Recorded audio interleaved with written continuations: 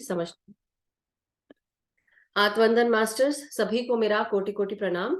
सभी का बहुत बहुत स्वागत है light and soul meditation group के हिंदी प्लेटफॉर्म पर और हमारे light and soul meditation group के स्वाध्याय के प्लेटफॉर्म पर आप सबका बहुत बहुत स्वागत है।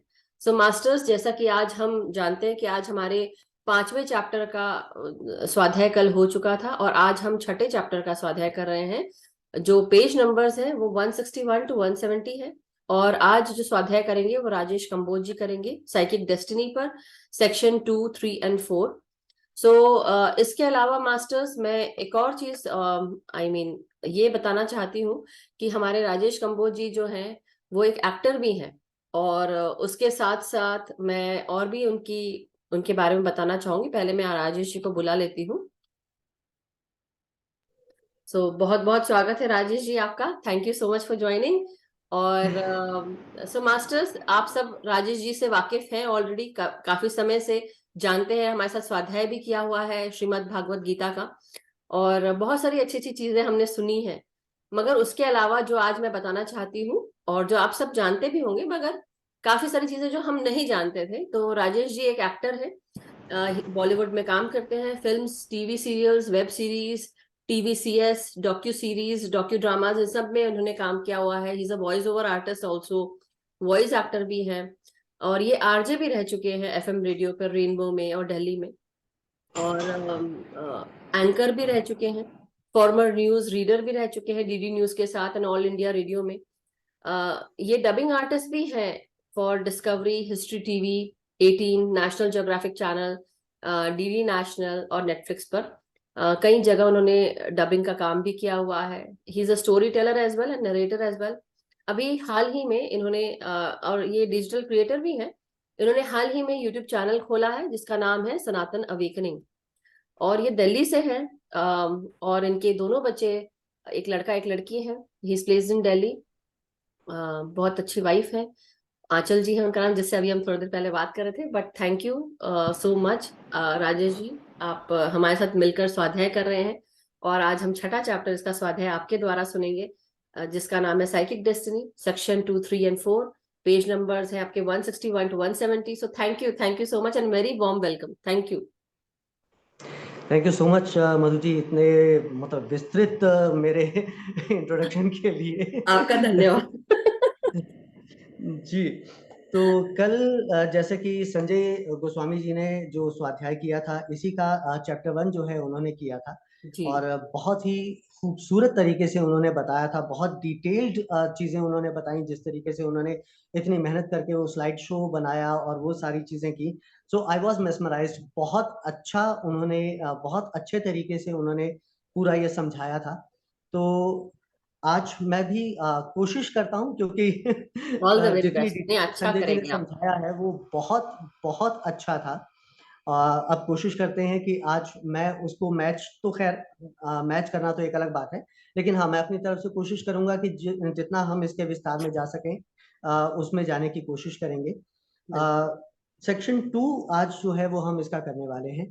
तो इसको शुरू करने से पहले सबसे पहले मैं पितामह ब्रह्मर्षि पत्री जी को कोटि कोटि नमन करता हूँ, महावतार बाबा जी को कोटि कोटि प्रणाम करता हूँ। उसके अलावा आप सब जो मास्टर्स यहाँ सब बैठे हुए हैं, आप सबके अंदर जो विद्यमान है परमेश्वर, उन सबको कोटि कोटि प्रणाम करते हुए शुरू करना चाहेंगे।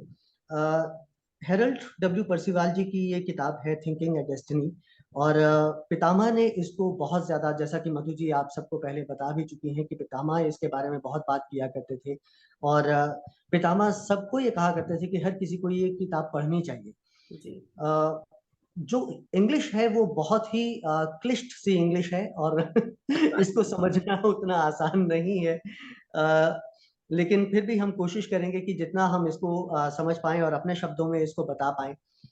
कोशिश मेरी यही रहेगी कि हम सरल शब्दों का इस्तेमाल करें।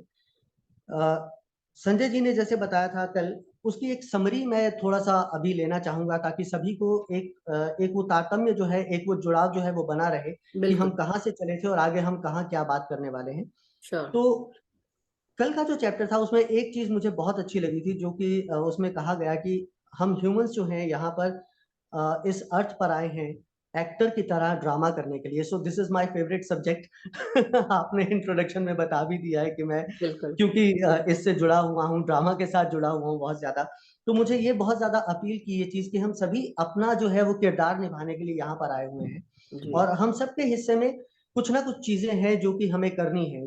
जो हम ऊपर से अपना जो सोल प्लान एक बनाकर हम चलते हैं और उसके बाद हम यहाँ पर आते हैं, और उन सब चीज़ों में हमें हँसना है, गाना है, रोना है, नाचना है, खेलना है, कूदना है, दुखी होना है, उदास होना है, और फिर से ये जो लाइफ साइकिल जो है हमारा, ये उसी तरीके से चलता रहता है। तो ये चीज़ जो है, इसने मुझे बहुत ज़्यादा वो छुआ था जाकर। उसके अलावा उन्होंने ये कहा कि गॉड और जो इंटेलिजेंस जो है वो हमारी सिचुएशंस का जो है वो कंट्रोल अपने हाथ में रखती है, लेकिन वो उतना इंटरफेयर नहीं करती, क्योंकि ये सारी चीज़ें जो हैं वो हमें करनी है, अपने हिसाब से करनी है। जो हम अपने कर्माज़ लेकर आए हैं, जो पास्ट हमारे कर्माज़ हैं, या उसके अलावा जो और चीज़ें हम अपने साथ जो अपने सोल प्लान अपना लेकर आए हैं, तो उसमें सिचुएशंस का कंट्रोल तब जाकर वो पावर, सुपर पावर अपने हाथ में लेती है, जब ये लगता है कि हाँ, अब इसके बाद आगे कुछ नहीं हो सकता। ये ह्यूमैनिटी या ये जो ग्रुप है ह्यूमैनिटी का, ये जब पूरे तरीके से एकदम ये लगता है कि हाँ, अब सब कुछ अनकंट्रोलेबल होने वाला है, तब जाकर कहीं नेचर जो है वो अपने हाथ में कंट्रोल लेती है। उससे पहले की सारी चीज़ें जो हैं वो हमें देखनी है, हमें जो है उसके हिसाब से चलना है। आया की अगर हम बात करें तो वो न्यूट्रल है, उसकी ना कोई शेप है, ना उसकी कोई फॉर्म है। निराकार रूप में है, जैसा कि हम बात करते हैं परमेश्वर की, कि परमेश्वर के हम 2 रूप जो हैं उनको हम उनकी उपासना करते हैं। एक सगुण रूप है उनका और एक है निराकार रूप। तो सगुण रूप जो है, साकार रूप जो है, उसमें हम एक उनका आइडल बनाते हैं, उसको अपने सामने रखते हैं और उसकी वर्शिप करते हैं, उसकी पूजा करते हैं। और निराकार जो है वो ब्रह्म है, ब्रह्म स्वरूप है। तो निराकार रूप जो है परमात्मा का, वो एक अपनी जगह है, जिसमें हम जो एक ये नेचर है, उसी में हम परमात्मा के कण-कण में, इस नेचर के कण-कण में हम उस परमात्मा को देखते हैं। उसके अलावा आया जो है वो हमारी बर्थ से पहले भी रहती है और हमारी डेथ के बाद भी वो एग्जिस्ट करती है। वो अगले बर्थ्स लेने से पहले वो फिर से हमारे साथ आकर जुड़ जाती है। और ब्रेथ फॉर्म जो है हमारी, वो हमारी बर्थ से पहले ही जो है वो एंटर करती है, और उसके बाद हमारी डेथ के बाद भी कुछ समय तक वो ब्रेथ फॉर्म हमारे साथ रहती है। वॉलंटरी एक्शंस की बात की थी उन्होंने, कि जो वॉलंटरी एक्शंस हैं, स्लाइड्स के थ्रू उन्होंने समझाया था संजय जी ने, कि जो वॉलंटरी एक्शंस हैं, उनका कंट्रोल जो है वो हमारी ब्रेथ फॉर्म लेती है। और उसके अलावा ब्रेथ फॉर्म जो है एक बहुत ही मेन रोल निभाती है वॉलंटरी एक्शंस में, और जो हमारे ऑर्डर्स हैं उनके ऊपर वो काम करती है। लेकिन जो क्लेयरवॉइंट लोग भी हैं वो इस ब्रेथ फॉर्म को देख नहीं पाते हैं। और ब्रेथ फॉर्म जो है, जब हम अगले बर्थ साइकिल पर जाते हैं, जब नेक्स्ट बर्थ हम लेने वाले होते हैं, तो वो एक बार फिर से हमारे साथ आकर जुड़ जाती है। और ये आया या ब्रेथ फॉर्म जो है, ये हमारी एस्ट्रल बॉडी नहीं है, ये एक ऐसी चीज है जो कि हमारी बर्थ से पहले भी हमारे साथ होती है और हमारी डेथ के बाद हमारे साथ रहती है, और फिर अगले बर्थ साइकिल में ये हमारे साथ जाती है। तो ये तो हो गया एक इसका जो हमने एक समरी की अगर हम बात करें, तो पिछला जो अभी तक हमने सुना है इस बुक के बारे में, जो जाना है, ये उसको समराइज किया। अब अगले जो ये चैप्टर है, सेक्शन 2, इसकी हम बात करते हैं। तो इसमें जो परसिवाल सर हैं वो ये कहते हैं कि जो हमारी साइकिक डेस्टिनी है, वो पहले किस्म की साइकिक डेस्टिनी जो है हमारी, वो हमारी डेस्टिनी का वास्तव में जो है वो निर्माण करती है। और इसमें जन्म से पहले के असर जो हैं वो शामिल होते हैं, जो कि हमारे एक भौतिक शरीर, जो हम जिस तरह का शरीर हम यहाँ पर लेने वाले हैं, हम एक स्त्री बनेंगे या पुरुष बनेंगे, या हम क्या बनेंगे, किस प्रकार का हमारा शरीर होगा, हमारे सभी अंग सही सलामत होंगे या हमारे अंगों में कुछ विकृति होगी, ये सारी चीजें वो उसके ऊपर डिपेंड करती हैं, उसको उसके हिसाब से मोल्ड होती हैं, उसके हिसाब से ढलती हैं। और ये जो असर हैं, जो हमने पिछले, जब हम एनिमल किंगडम में थे, या जब हम उससे पहले अगर किसी और किंगडम में थे, चाहे हम मतलब प्लांट्स किंगडम में हो या एनिमल किंगडम में हो, तो वहाँ के जो हमारे कर्म हैं, उनके साथ जो है वो ये जुड़ी हुई होती हैं। और जब हम जब वंश जिसमें हमें जन्म लेना है, तो वहां पर जब हम आने वाले होते हैं, तो तब ये पिछली इच्छाएं जो हैं वो उसके साथ हमारे आती हैं। तो जो एक न्यू बॉर्न बेबी है, उसका आकार और उसकी जो इंटेलेक्ट होगी, उसके लिए माँ और उसके जीन्स जो हैं वो सिर्फ एक चैनल के तौर पर काम करते हैं। जन्म से पहले का जो विकास की जो अवधि है, वो माँ के साथ-साथ बच्चे के भी उसको जो है वो प्रभावित तो करती है। बच्चे के जन्म के लिए एक ख़ास किस्म की जो है एक वो मानसिक अवधि जो है वो उस वक़्त मौजूद होती है। अब हम अगर बात करें दूसरी तरह की जो साइकिक जो हमारी डेस्टिनी है, वो जन्म के बाद प्रकट होती है। ये तो हो गई जन्म से पहले की, प्रीनेटल हो गई। और जब हम जन्म के बाद वाली की बात करते हैं, तो वो जो है, वो उस तरह की स्थितियों में होती है जिनके तहत हम यहाँ पर जब हम बर्थ ले लेते हैं, तो उसके बाद हमारी जो सराउंडिंग्स हैं, उसके बाद हमारा जो आस-पास का हमारा परिवेश है, जो हमारा माहौल है, वो उसके साथ जो है, वो जुड़ी हुई होती हैं। तो इसके भी शुरुआती असर जो है हमें पहले के सालों में दिखाई देते हैं और बाकी जो है धीरे-धीरे बाद में हमारे साथ जुड़ते चले जाते हैं और ये सभी जो हैं एक बाहरी रूप के तौर पर आते हैं। जैसे कि अब जैसे खुशी की अगर हम बात करें, अगर हम खुश रहते हैं या अगर हम संतोषी हैं, संतोष में रहते हैं, अगर हमारे अंदर करेज है, साहस है या फिर हमारे अंदर विनम्रता है, विनय है हमारे अंदर या हम बहुत ज़्यादा स्ट्रेट फॉरवर्ड हैं, स्पष्टवादी हैं। तो ये सारी चीज़ें जो हैं वो हमारे परिवेश से जुड़ती हैं, जो हमारा परिवेश जिसमें हम यहाँ पर धरती पर आए हैं, जन्म लिया है जहाँ पर हमने। और इसके साथ-साथ इसके उलट भी कुछ चीज़ें होती हैं जैसे कुछ लोग जो हैं वो आपने देखा होगा कि वो हमेशा उदासी में ही रहते हैं, हमेशा मतलब कुछ लोगों का स्वभाव होता है कि वो हमेशा खुश रहते हैं, कुछ लोग होते हैं जो कि हमेशा सैड रहेंगे, हमेशा किसी न किसी बात को लेकर उनमें उदासी रहेगी, असंतोष रहेगा, डरपोक होंगे, बहुत ज़्यादा कठोर होंगे या बहुत ज़्यादा मतलब कड़वा बोलने वाले होंगे या फिर मतलब बहुत कुछ लोग होते हैं जैसे स्ट्रेट फॉरवर्ड, कुछ लोग होते हैं जो आपको लल्लो-चप्पो के साथ या बहुत लाग-लपेट के साथ आपके साथ बात करेंगे। तो ये सारी चीज़ें जो हैं, वो जन्म के बाद हमारे साथ जुड़ती हैं। अब क्योंकि पुरुष जो है अपनी भावनाओं और उन अपनी इच्छाओं को जो है नियंत्रित नहीं कर पाते हैं, तो इसलिए अच्छा ये है कि वो इस तरह की दिशा में जो है वो विकसित ना हो। इस तरह के विकास को बल देने के तरीकों में आसन और एक निश्चित तरीके से साँस लेना शामिल होता है और वो आम तौर पर जो है विनाशकारी तौर से समाप्त होते हैं क्योंकि जो हमारी साँस है उसके साथ अगर हम छेड़छाड़ करते हैं या उसमें कुछ दखल-अंदाज़ी करते हैं, तो उसमें बहुत सारी गड़बड़ियाँ जो हैं वो फिर आने लगती हैं। तो इनकी वजह से हमारी जो साइकिक डेस्टिनी है उसको मतलब हमें डर डर में नहीं आना है। जो हमारी साइकिक जो डेस्टिनी है वो उसका एक आम, सामान्य और प्राकृतिक विकास अगर होता है तो उससे बहुत सारे फ़ायदे हासिल हो सकते हैं जो कि बहुत सारे लोगों में दिखाई भी देते हैं। जैसे कि अगर हम किसी बीमारी का जो इलाज करना चाहते हैं या उसका इलाज करने की जो कि सामर्थ्य कुछ लोगों में होती है, वो जैसे कुछ लोगों में हम में से बहुत सारे मास्टर्स जो हैं वो रेकी हीलिंग करते हैं। तो अगर आप या रेकी के थ्रू हम लोग धीरे-धीरे ध्यान के साथ जुड़े थे। तो ये जो क्षमताएँ आपके पास आती हैं, वो आपके हाथों में जैसे आप हाथों से जो है लोगों को ठीक करने की सामर्थ्य रखते हैं। तो ऐसे बहुत सारे फ़ायदे हैं या ऐसी बहुत सारी चीज़ें हैं जो आप अपनी डेस्टिनी की वजह से हासिल कर सकते हैं। इसमें से कुछ जगह जो है उन लोगों को दी जाती है जो कि जो कंपन का नियम है यानी कि जो तरंगों का नियम है, उसके साथ जो है इन चीज़ों की व्याख्या करते हैं। जो कि ये मानते हैं कि रंगों का जो अध्ययन है या रंगों का जो ज्ञान हासिल करना है, वो हमारी जो साइकिक जो शक्तियाँ हैं, जो हमारी दिमागी शक्ति हैं, उनके थ्रू हम अर्जित कर सकते हैं या उनके थ्रू ये एक की पॉइंट है। जो लोग ज्योतिषी बनना चाहते हैं या जो लोग बहुत ही सूक्ष्म तरीके से जो ऐसे ज्ञान को हासिल करना चाहते हैं कि जो कि आम लोगों से छुपा हुआ है और वो प्राकृतिक तौर से ये जो इसकी दृष्टि जो है उसमें उनमें विकसित होती है। तो ये विकास अगर वक़्त से पहले होता है या वो किसी के साथ किसी तरह का कोई दुर्व्यवहार करते हैं, तो ये चीज़ें जो हैं, ये हमें खुद ही नियंत्रित करनी है कि हम किस तरीके से अपने आप को आगे लेकर जाएँगे।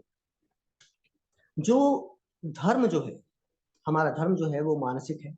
हमारे दिमाग से ही वो चीज़ आता है और मानसिक तौर पर ही ये नियंत्रित होता है। ये हमारी भावनाओं को भी प्रभावित करता है और जो जो डूअर है, यानी कि हम जब यहाँ पर जन्म लेते हैं तो हम अपने आप को एक डूअर ही मानकर चल सकते हैं क्योंकि यहाँ पर हम कर्म करने आए हैं और जो हमारा कर्म है, वही हमारी आगे की डेस्टिनी को निर्धारित करेगा। तो अब अगर हम सरकार की बात करें या संस्थाओं की बात करें या अगर हम लॉ की बात करें या हम पॉलिटिक्स की बात करें, तो इन सब चीजों का भी जो है प्रभाव वो कहीं ना कहीं हमारी साइकिक डेस्टिनी के साथ जुड़ा हुआ है, क्योंकि इनमें परिवर्तन जो है वो लोगों के जो इमोशनल रिएक्शंस होते हैं उनकी वजह से आता है, और जो कि उनसे प्रभावित भी होते हैं। तो पार्टी की भावना या कोई मतलब कोई अगर आप किसी पार्टी के साथ जुड़ना चाहते हैं या किसी एक इकाई के तौर पर आप कोई काम करना चाहते हैं कि यूनिट के तौर पर आप काम करना चाहते हैं, या आप एकजुट होकर कई लोगों को इकट्ठा करके एक ग्रुप बनाकर कोई काम करना चाहते हैं, तो ये आपकी जो भावनाएं हैं और ये आपकी इच्छाएं जो हैं वो आपकी डेस्टिनी को दिखाती हैं कि आपने किस तरह के कर्म किए हैं और कहाँ से आप निकल कर आए हैं। इसी तरह से कुछ खास तबके की जो हैं वो सोल्स या आत्माएं हैं जो कि अपनी खास तरह के जो उनके पूर्वाग्रह जिनको हम कहते हैं या उनकी जो एक पिछड़ी हुई सोच या रूढ़िवादिता जिसको हम बात करते हैं, तो उससे कहीं ना कहीं चिपकी हुई होती हैं, उससे वो बहुत हद तक जुड़ी हुई रहती हैं, उससे अलग नहीं हटने की कोशिश करती हैं। तो ये सारी आत्माएं जो हैं, जब जो भ्रूण है उसका जो सूक्ष्म शरीर है, जब जीव जो है अपनी मदर के वूम में जब आता है, तो उस वक्त पर भी ये आत्माएं उसके शरीर के ऊपर, जो उसका जो सूक्ष्म शरीर है उसके ऊपर एक खास तरह की छाप छोड़ती हैं। अब जैसे बहुत सी आदतें और जो हमारे जो रिचुअल्स हैं उनकी अगर हम बात करें, और जो फैशन है, ये सब हमारे जो है मानसिक असर है हमारे ऊपर, ये जो एक मानसिक असर होता है वही है।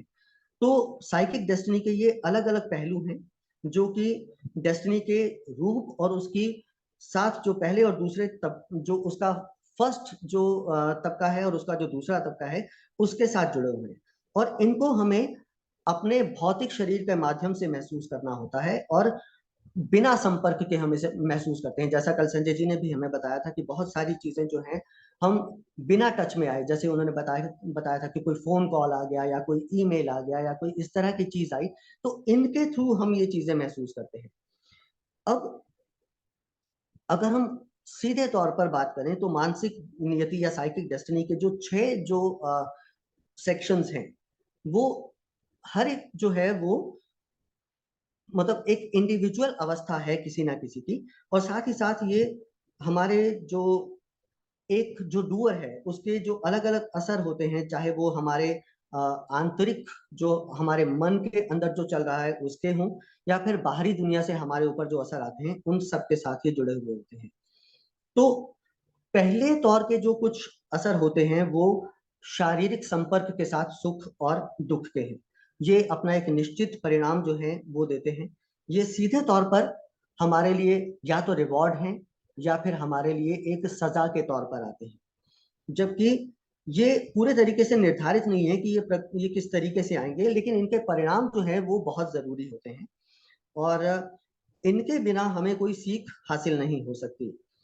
तो उसके बाद अगर हम आगे की बात करें, दूसरी श्रेणी की अगर हम बात करें, तो उसमें जो है ये शारीरिक संपर्क के बिना भी सुख या दुख हमें हासिल होता है। जैसे किसी का जो स्वभाव है, उसके आसपास का जो परिवेश है, उसके जो इमोशंस हैं, उसकी जो इंस्टिंक्ट हैं, उसके जो गुण हैं या उसके जो दोष हैं, ये सारे जो करता है या जो डूअर है उसके शरीर का जो ये मेकअप होता है वो आया के जो रूप में जो वो लेकर आता है उससे ये विकसित होता है। तो इसमें जो है व्यक्ति अपने स्वभाव और अपनी इच्छाओं के प्रति जो है वो समर्पण कर देता है या फिर उसके खिलाफ वो लड़ता है। जैसे कि अगर आपके आया में कुछ चीजें आई हैं, जैसे कि आपका स्वभाव शायद गुस्से वाला होगा, तो अगर आप में गुस्सा है तो धीरे धीरे जब आप अपने इस जन्म के जो कर्म हैं उनमें आप आते हैं और उसके साथ फिर या तो आप उसको सरेंडर कर देंगे कि नहीं मैं जो हूं जैसा हूं मैं ऐसा ही रहूंगा, या फिर उसके बाद आप उसके ऊपर काम करना शुरू करते हैं कि नहीं मुझे अपनी इस चीज को बदलना है। तो ये अगर मेरी एक शॉर्टकमिंग है या ये मेरा एक जो स्वभाव है जो मेरे नेचर में आया है या जो प्रारब्ध से मुझे मिला है, तो मैं इसके साथ कैसे लड़ूं। तो आप ध्यान में जाते हैं, आप ध्यान के जरिए उस पर काबू करने की कोशिश करते हैं, उस पर आप काम करते हैं और फिर आप जो है उससे धीरे धीरे कुछ हद तक निजात पाने की कोशिश करते हैं और कई बार आप पूरे तरीके से उससे बाहर आ भी जाते हैं। तो पिछले जीवन से जो लाया हुआ चरित्र है आपका, उसको आज्ञा के जरिए जो है वो डिस्क्राइब किया गया है। अब इसमें जो है आपके जो शारीरिक काम है उनमें ये सारी चीजें नजर आएंगी। जैसे कुछ लोग जो है नशे और जुए की आदत के लती हो जाते हैं। कुछ लोग जो है बहुत सारी ऐसी मेंटल स्टेट्स में होते हैं जहां पर कि बहुत ज्यादा निराशा उन्हें घेर लेती है, या फिर वो बहुत ज्यादा लोगों से जेलस होते हैं। चाहे मतलब आप किसी ने आपका कुछ भी बुरा नहीं किया, लेकिन आपको उसके साथ कुछ ना कुछ द्वेष आपके अंदर रहता है। वो शायद आपके कर्मास जो है वो एक दूसरे के साथ जो है वो झगड़ा जो उनका एक चलता है कि हाँ, किसी को देखकर आपको एकदम से लगता है कि आप उससे बहुत ज्यादा जुड़ाव महसूस करते हैं। लेकिन कोई एक ऐसा होता है जिसको देखकर आपको, चाहे आपने मतलब उसने आपके लिए कुछ भी बुरा नहीं किया, उसने आपसे कुछ कहा भी नहीं, आपका उससे कोई झगड़ा भी नहीं हुआ, लेकिन फिर भी अगर वो सामने आता है तो आपको एक अजीब प्रकार से एक उलझन सी या एक टेंशन सी उसके साथ होने लगती है कि नहीं, I just can not you know deal with this person, और I just can't stand this person. तो ये चीजें जो हैं वो आपके आया से ही जुड़ी हुई होती हैं। साइकिक डेस्टिनी जो है उसकी मानसिक नीति का जो चौथा वर्ग है उसकी नींद और अन्य अवस्थाएं हैं, जहां पर कि जो डूअर है वो चार इंद्रियों के नियंत्रण में नहीं रहता। जैसे कि मति भ्रम होता है कुछ लोगों को, नींद में चलना, या फिर सम्मोहन, या फिर आत्म सुझाव। मति भ्रम यानी कि आप एक हमेशा जो है एक डामाडोल से मन में रहते हैं। आप डिसाइड नहीं कर पाते कि मैं ये मेरे लिए अच्छा है या वो मेरे लिए अच्छा है, मैं इस तरफ जाऊं या उस तरफ जाऊं, मैं ये करियर चुनूं या मैं वो करियर चुनूं। तो इस तरह की चीजें जो हैं ये चौथे स्लॉट के अंदर आती हैं साइकिक डेस्टिनी के। और पांचवें अगर स्लॉट की हम बात करें, पांचवा जो उसका वर्ग है वो मृत्यु और मृत्यु की प्रक्रिया है। और उसके बाद जो अगर छठा जो श्रेणी है इसकी, वो मृत्यु के बाद की अवस्थाएं हैं।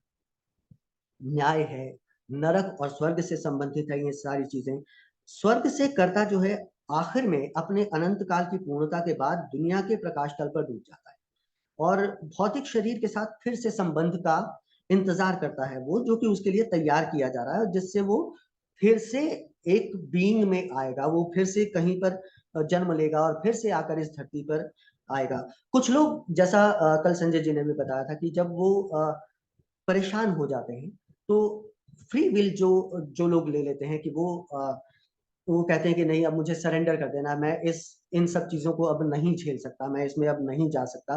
तो वो सुसाइड कर लेते हैं, आत्महत्या कर लेते हैं।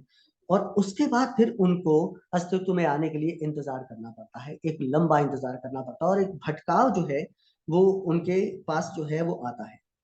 अब इसके सेक्शन 3 की अगर हम बात करें तो भाग्य के रूप की यहाँ पर बात की गई है। और प्रीनेटल असर जो है इसमें उसकी हम यहाँ पर बात की गई है।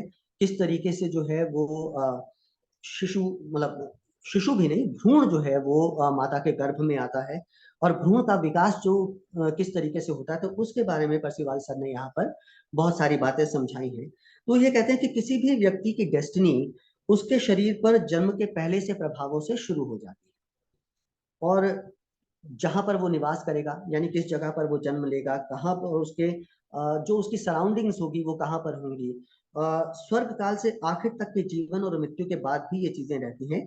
उसका शरीर जो है वो किस जाति का होगा, यानी किस जाति में वो जाकर जन्म लेगा, ये पहले से निर्धारित किया गया था। और ये निर्धारित कौन करता है? पिछले जीवन का अंत उसका जो है वो इस बात को निर्धारित करता है।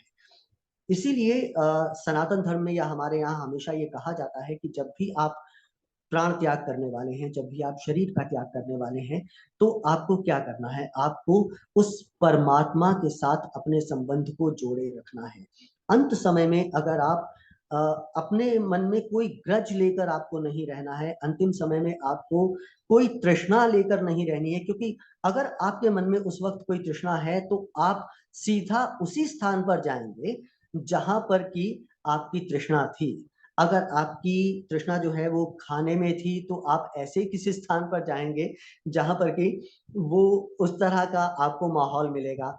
अगर आपकी तृष्णा काम लालसा में थी या किसी और चीज में थी या किसी वासना में थी तो आप ऐसे किसी स्थान पर पैदा होंगे। अगर आपकी तृष्णा भगवत चरणों में थी तो आप सद्गुणों के साथ किसी अच्छे स्थान पर पहुंचेंगे। तो ये आपके जब पिछले जीवन का आपका जो अंत हुआ है, वहां से ये चीजें निर्धारित होती हैं। और फिर उस जाति में परिवार जो है, जिसमें आपके शरीर का निर्माण होगा, वो कर्ता की डेस्टिनी की सारी जरूरतों को पूरा करने के लिए ही चुना जाता है कि किस परिवार में आपका जन्म होगा और उस वहां पर किस तरह का परिवेश आपको जो है वो मिलेगा। और फिर उसके शरीर को भी ये प्रभावित करता है कि आपका शरीर जो है आपको मिलेगा तो आपकी आंखें बहुत सुंदर होंगी, या आपकी नासिका बहुत अच्छी होगी, या फिर आपके शरीर में कोई विकृति तो नहीं होगी। ये सारी चीजें जो है ये भी उस वक्त ही निर्धारित होती है। जीवन के बाद शायद ही कभी किसी को गर्भ में उसके स्थान पर शरीर के बनने की पीड़ा की घटना का एहसास हो। उस वक्त आपको कुछ भी याद नहीं रहता है। जो याद रहता है वो ये है कि अपनी कमियों और अपने कर्तव्यों और अपने साथियों की जो कमियां रही हैं, या जो उनकी असफलताएं जो रही हैं, जो विफलताएं जो रही हैं, और जो दूसरों की कमजोरियों के प्रति सहानुभूति रखता है, वो जीवन की कठिनाइयों में आगे जाकर लोगों की सहायता करने की कोशिश करता है। अब एक परिवार का चयन हो गया, उसके बाद शरीर के निर्माण के वक्त में अक्सर कई किस्म की दिक्कतें जो हैं वो शामिल होती हैं। कर्ता के शरीर में जो भौतिक नियति है, या जो उसकी जो भौतिक डेस्टिनी है उसकी, वो दूसरों के जीवन में और जो सार्वजनिक मामले हैं उसके साथ बहुत सारी घटनाओं के साथ वो फिट होनी चाहिए। समय, स्थिति और स्थान, ये सारी चीजें बहुत ज्यादा महत्वपूर्ण होती हैं। बहुत जल्दी या बहुत देर से जन्म लेने का अर्थ होगा कि सामाजिक व्यवस्था में आप जो है वो फिट नहीं बैठेंगे, अनफिट हो जाएंगे। अब एक निश्चित शरीर की शुरुआत के लिए समय का जो चयन है वो जरूर किया जाना चाहिए, ताकि आप अपने स्वयं के जीवन के चक्रों को उन और लोगों के जीवन में चक्रों को पार करने की अनुमति हासिल कर सके, जिनके साथ की ये जुड़ना है आपका, जो जिन लोगों के साथ आपके संबंध बनेंगे उनके साथ आपका एक रिश्ता जो है वो सही रिश्ता जुड़ना जो है वो बहुत जरूरी होता है। और जब वूम में ये फीटस जब पहुंचता है तो ब्रेथ जो एनर्जी है, या ब्रेथ जो है, वो उसकी उपस्थिति की वजह से ही ये होता है। दोनों जो जर्म्स हैं, यानी जो जैसा कल संजय जी ने भी बताया था कि जो पिता का जो बीज है और माता का जो वो जो सॉइल है, उसके साथ जब वो बीजारोपण जब वहां पर होता है तो एक बहुत ही दीप्तिमान पदार्थ को मिलाकर ये जो है यहाँ पर एक मदर के वूम में वो फीटस जो है वो वहां पर पहुंचता है। और यहाँ पर पहुंचने के बाद फिर ये दीप्तिमान पदार्थ जो है एक छोटे से सूक्ष्म या फिर बहुत ही दीप्तिमान ठोस शरीर में विकसित होता है, जो धीरे धीरे एक अपनी छाप जो है वो लेता जाता है। और फ्यूज्ड कोशिकाओं के अंदर जो है ये दीप्तिमान ठोस शरीर जो है, इसका विस्तार जो होता है भौतिक कोशिकाओं को विभाजित करने का रीजन बनता है। और इसीलिए इस दीप्तिमान शरीर के भीतर बहुत हद तक संभावित रूप जो हैं वो एक दूसरे के साथ जुड़ते चले जाते हैं।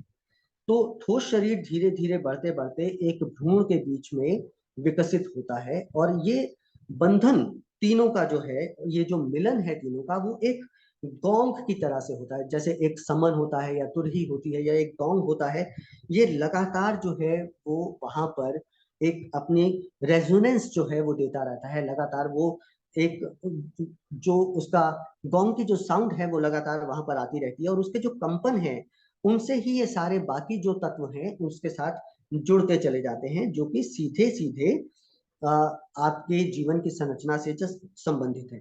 तो ये गोंग की ये जो आवाज है, ये जो कंपन है, ये जो रेजोनेंस है, ये पूरी दुनिया में हर मिनट में गूंजती रहती है, लेकिन हर एक कॉल का जो आंसर है वो उन तत्वों के द्वारा मिलता है जो कि उस खास शरीर को बनाने वाले हैं, उस खास शरीर का निर्माण करने वाले हैं।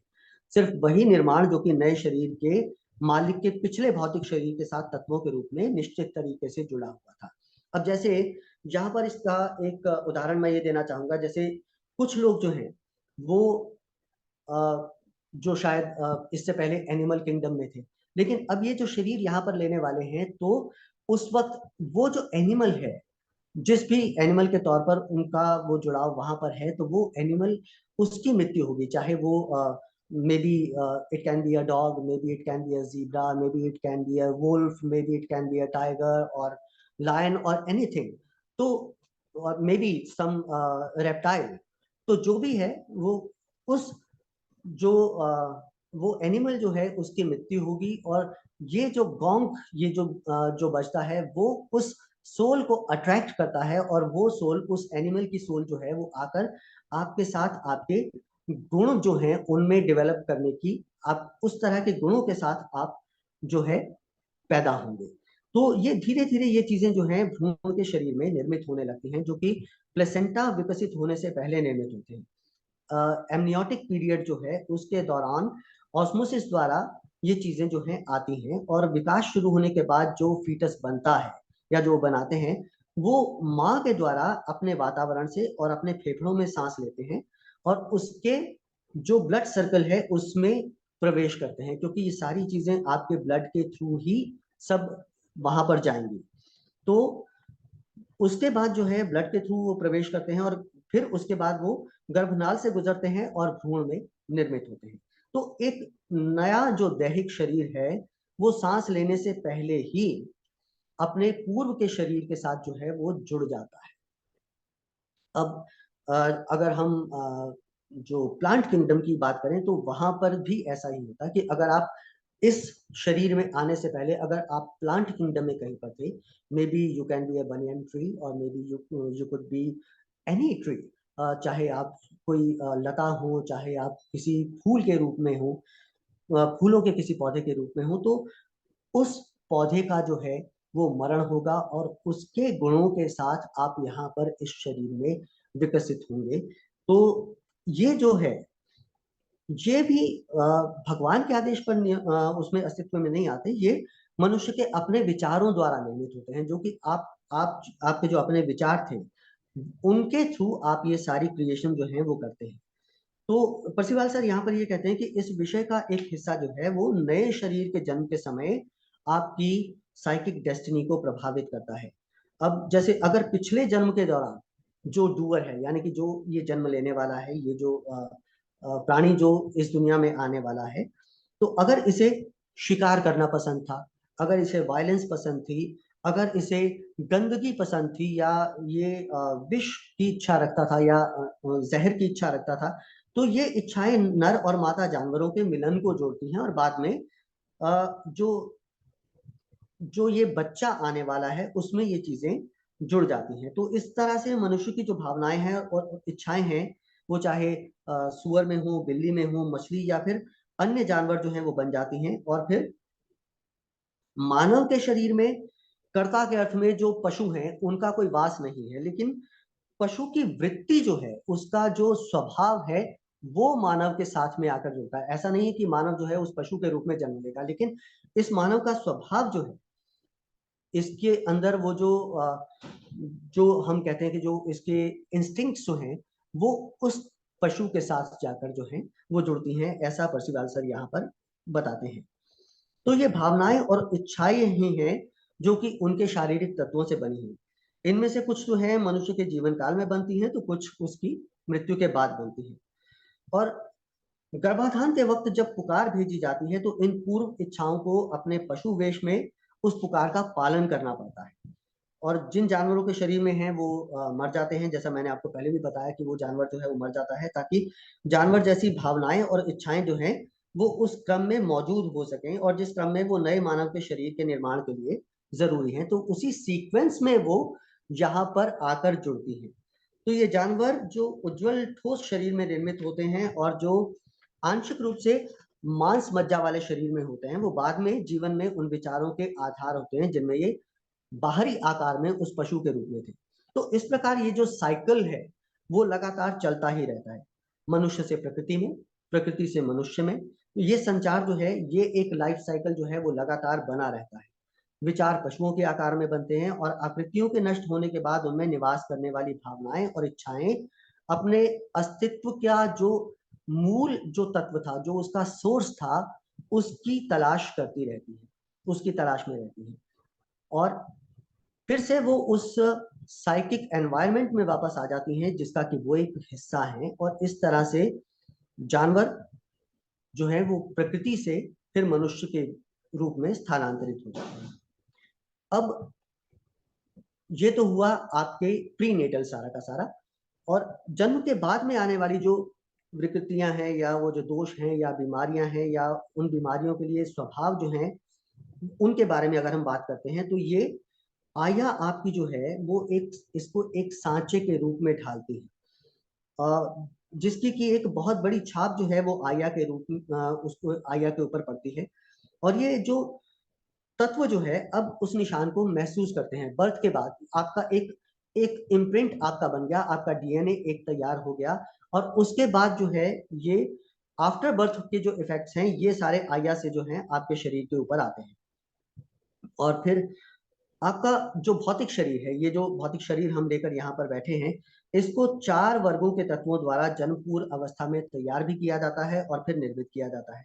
और उसके बाद जब जन्म होता है इंसान का तो वो कुछ क्षमताएं लेकर आता है या फिर कुछ अक्षमताओं से संपन्न होता है। जैसे कुछ लोगों के अंदर जन्मजात एक प्रतिभा होती है कि वो बहुत जल्दी बहुत सारी चीजों को ग्रास्प कर लेते हैं। कुछ लोग जो हैं उनको बहुत सारी चीजें याद करने में बहुत मुश्किल होती है या वो किसी भी चीज को बहुत अच्छे से याद नहीं कर पाते। और ये कुछ चीजें जो है वो या तो बट कुछ चीजें हैं जो एकदम से आपकी बर्थ के फौरन बाद से प्रकट होने लगती हैं, और कुछ चीजें ऐसी होती हैं कि जो धीरे धीरे जैसे जैसे आप बढ़ते हैं, ग्रोइंग स्टेज में आते हैं, तो तब आकर आपकी चीजें जो हैं वो सामने आना शुरू होती हैं। आपके गुण या आपके अवगुण जो भी हैं वो धीरे धीरे सामने आते हैं।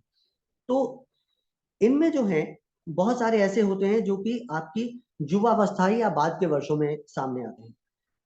जिन लोगों में अग्नि तत्व, जैसे अगर हम पंच तत्व की अगर हम बात करते हैं, क्षिति जल पावक अनल समीरा पंच तत्व यह बना शरीरा, ये एक सेइंग हमारे यहाँ पर है। तो अलग अलग तत्वों के साथ हम जन्म लेते हैं। तो जिन लोगों के अंदर जो अग्नि तत्व है प्रबल होता है, तो उन लोगों के अंदर जो खास तरह की जो खासियतें आपको नजर आएंगी वो ये होता है कि उनकी चाल जो है उनकी फुर्तीली और तेज होगी। या फिर जिन लोगों के अंदर वायु तत्व प्रबल होता है वो बहुत ही सुंदर होंगे या बहुत अच्छा डांस करते होंगे। या फिर आप देखते हैं कि एथलीट्स, जंप करने वाले लोग होंगे या जो मैराथन्स में पार्टिसिपेट करते हैं या जो स्प्रिंट्स में पार्टिसिपेट करते हैं, ऐसे लोग जो हैं उनमें वायु तत्व जो है वो बहुत प्रबल होता है। अब अगर गिरने के डर के बिना ये बहुत सारी ऊंचाइयों को पार कर सकते हैं। अब जल तत्व की अधिकता वाले लोग जो होंगे वो पानी में तैरने और स्नान को जो है वो बहुत ज्यादा प्यार करेंगे। पृथ्वी तत्व जो है वो लोगों में या तो शरीर को भारी बना देता है या फिर उन्हें विलासी बना देता है। लोग जो है भौतिक चीजों की तरफ ज्यादा अट्रैक्ट होते हैं, तो ऐसे लोगों में पृथ्वी तत्व की अधिकता होती है। तो इस वजह से जो है इन अलग अलग तत्वों के साथ जो है लोग यहाँ पर जन्म लेते हैं। अब इसके बाद जिन लोगों में किसी तत्व की अगर कमी है, जैसे अग्नि तत्व की कमी से जो है लोग जन्म लेते हैं, तो उनमें आग लगने का भय और आग से उनको बहुत ज्यादा डर लगता है। और उनमें ये एक असमर्थता सी होती है कि वो आग के बिल्कुल पास भी नहीं जाना चाहेंगे। बहुत सारे लोग आप देखते हैं कि आग से खेलते हैं या खतरों से लड़ते हैं, तो वो ऐसे लोग हैं जिनमें की अग्नि तत्व की अधिकता है। या जो जिनके अंदर इस तत्व की अधिकता नहीं है, जो कमी है, तो उन्हें आग से बहुत ज्यादा भय लगेगा, वो आग के समीप भी नहीं जाना चाहेंगे। अब वायु तत्व जिनमें कम होगा वो ऊंचाई से बहुत ज्यादा डरेंगे, गहरी जगहों पर नहीं देखेंगे। उन्हें ऐसा लगेगा कि अगर वो गहरी जगह पर या किसी गहराई वाली जगह के आसपास भी जाते हैं तो उन्हें जो है वर्टिगोज आना शुरू हो जाते हैं। इस तरह की समस्या उन लोगों को आती है। तो ऐसे लोग जो है कभी भी ना तो बहुत अच्छे डांसर बन पाएंगे या फिर बहुत अच्छा जो एथलीट है वो भी नहीं बन पाएंगे। जल तत्व की जिन लोगों में कमी होगी वो पानी से जो है वो दूर रहेंगे। उनमें एक पानी को लेकर एक आप अलग तरह की उदासीनता सी उनमें देख सकते हैं कि पानी के बिल्कुल पास भी नहीं जाना चाहेंगे लोग। और उन्हें नहाने में कोई मजा नहीं आएगा, और ना ही वो कोई कभी भी बहुत अच्छे स्विमर बन सकेंगे। और पृथ्वी तत्व की जिन लोगों में कमी होगी वो बहुत हद तक जमीन से दूर हो जाएंगे और वो पानी की तलाश करेंगे। वो हमेशा इधर उधर घूमते रहेंगे, बेचैन रहेंगे और बदलाव की तलाश में रहेंगे। वो कभी भी किसी एक जगह टिक कर काम नहीं कर सकते। उन्हें हमेशा जो है अलग अलग चीजें चाहिए होंगी। तो इस तरह के जो तत्व हैं, इनकी वजह से लोग अपने जो करियर्स की अगर हम बात करें तो उनको भी चुनते हैं। तो यही सारे तत्व जो हैं आपके करियर को भी निर्धारित करते हैं। जैसे अगर कोई व्यक्ति जो है अग्नि तत्व उसमें अधिक है, तो वो या तो फायरमैन बन जाएगा, या फिर स्टॉकर बनेगा, स्मेल्टर बनेगा, इलेक्ट्रिशियन बनेगा, या फिर लड़ाकू बनेगा, या फिर एक्टर्स, वो भी अग्नि तत्व की अधिकता वाले ही लोग होते हैं, या फिर एस्ट्रोनॉट बनेगा। तो मधु जी हंस रही हैं। मधु जी जी बिल्कुल, मुझ में लगता है कि बिल्कुल, मुझे फायर यानी बिल्कुल यही चल फायर रहा है एलिमेंट एक्चुअली। से जैसे थोड़ा से आप ज्यादा पढ़ रहे हैं, है। तो मैं सबको सबको मैं महसूस कर रही हूँ, मैं अपने बारे में भी महसूस कर रही हूँ। सब लोग समझ रहे होंगे कि हमको किस किस चीज से डर लगता है और किस किस चीज से हम, हमारे अंदर कितनी उसकी बहुतियात है। सो या जी, कंटिन्यूस। हम सभी लोग कहीं न कहीं अपना-अपना एनालिसिस कर रहे होंगे कि हाँ, मैं कहाँ पर मुझ में कौन-सा एलिमेंट ज़्यादा है और कौन-सा एनिमल एलिमेंट जो है वो कम है। कम है या बिल्कुल। अब अगर ऐसा इसलिए होता है क्योंकि वो लोग जो हैं उनमें अग्नि तत्व जो है प्रबल है।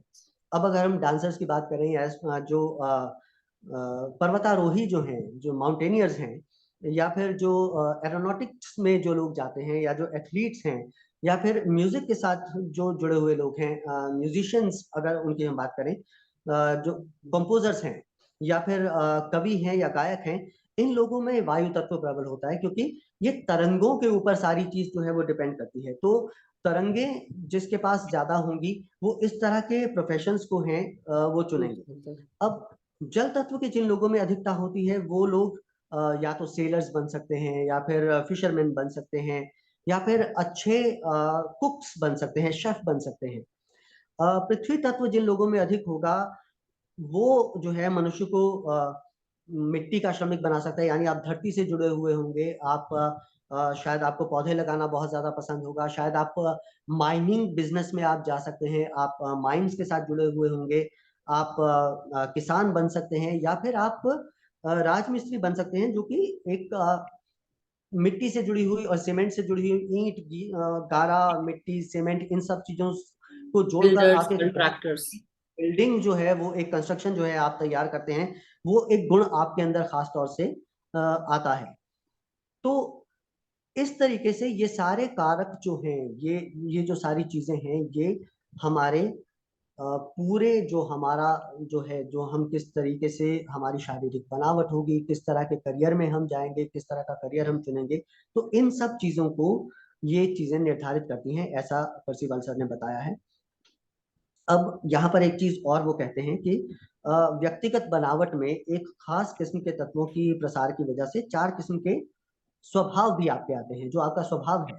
अब जैसे अग्नि तत्व अगर किसी पुरुष में ज़्यादा है, तो वो उसको स्वभाव से ही बहुत, या तो बहुत ज़्यादा उत्साही बना देगा, या फिर उसको चिड़चिड़ा बनाएगा, झगड़ालू बनाएगा। वायु तत्व जो है उन्हें बहुत ज़्यादा डे ड्रीमर बना सकता है, या फिर हल्का-फुल्का बना देता है। जल तत्व की अधिकता जो है उन्हें बेचैन, साहसी, या फिर परिवर्तनशील बना देती है, और पृथ्वी तत्व उन्हें भारी, स्थिर और भौतिकवादी बनाता है। तो जन्म पूर्व की अवस्था में शरीर का निर्माण जो है इस तरीके से किया जाता है। तो भौतिक पदार्थों की पिछली सोच और विचारों द्वारा बनाई गई सांस रूप पर रेखाओं का काम करते हैं। अब हम आगे बात करते हैं सेक्शन 4 में। माता-पिता के जन्म के पहले के असर जो हैं वो भी आते हैं। माँ के विचार और उसके पूर्व के विचारों की विरासत। ऐसा माना जाता है कि बच्चे का जो भविष्य है, या उसकी डेस्टिनी है, या उसका जो चरित्र है, वो माँ और उसके जो परिवेश है उसके ऊपर डिपेंड करता है। ये पूरी तरह से सच नहीं है। पर्सिवाल सर ऐसा कहते हैं कि ऐसा पूरी तरह से सच नहीं है। माँ से जो है वो सिर्फ़ इच्छा या अनिच्छा का साधन है, जो कि भविष्य के बच्चे के रूप और उसके भाग्य के मुताबिक काम करती है। और कुछ चीज़ों को कुछ आशाओं को पूरा करने वाली संतान पैदा करने के लिए प्रयोग भी किए गए हैं। ऐसा बहुत बार किया गया है कि लोगों ने ये सोचा कि हम इस तरह के माहौल और इस तरह के परिवेश को रखेंगे, जैसे आजकल कहा जाता है कि डिज़ाइनर बेबी। तो इस तरह की कोशिशें पहले भी की गई हैं। कुछ खास परिस्थितियों के साथ, कुछ खास तरह के माहौल के बीच में माँ को रखने की कोशिश की गई, और उसके बाद जो है ये सोचा गया कि बच्चा जो है वो वैसा ही जन्म लेगा जैसा कि हम चाहते हैं, लेकिन ऐसा वास्तव में होता नहीं है, क्योंकि माँ जो है वो सिर्फ़ एक करियर है, वो एक कैरियर है, तो वो कुछ हद तक उसके लिए ज़िम्मेदार है, लेकिन बच्चे का जो पुराना, जो उसके पूर्व जन्म के कर्म हैं और वो सारी चीजें जो हैं, असल में वो ही आपकी इस सारी चीज को निर्धारित करती है। तो यहाँ पर हमने अभी तक यही समझा कि ये सारी चीजें जो हैं, जब जैसा कि हमने कहा कि जब इंसान जो है, जब शरीर छोड़ रहा होता है तो उस वक्त हम जिस स्टेट में रहते हैं, सबसे ज्यादा वो स्टेट हमारी जो है, आप अगले जन्म में कहाँ पर जाएंगे, किस जगह पर जाकर जन्म लेंगे, किस प्रकार का कर्म करेंगे, किस प्रकार का करियर चुनेंगे, उस सब के अंदर सबसे ज्यादा हिस्सा उसका होता है।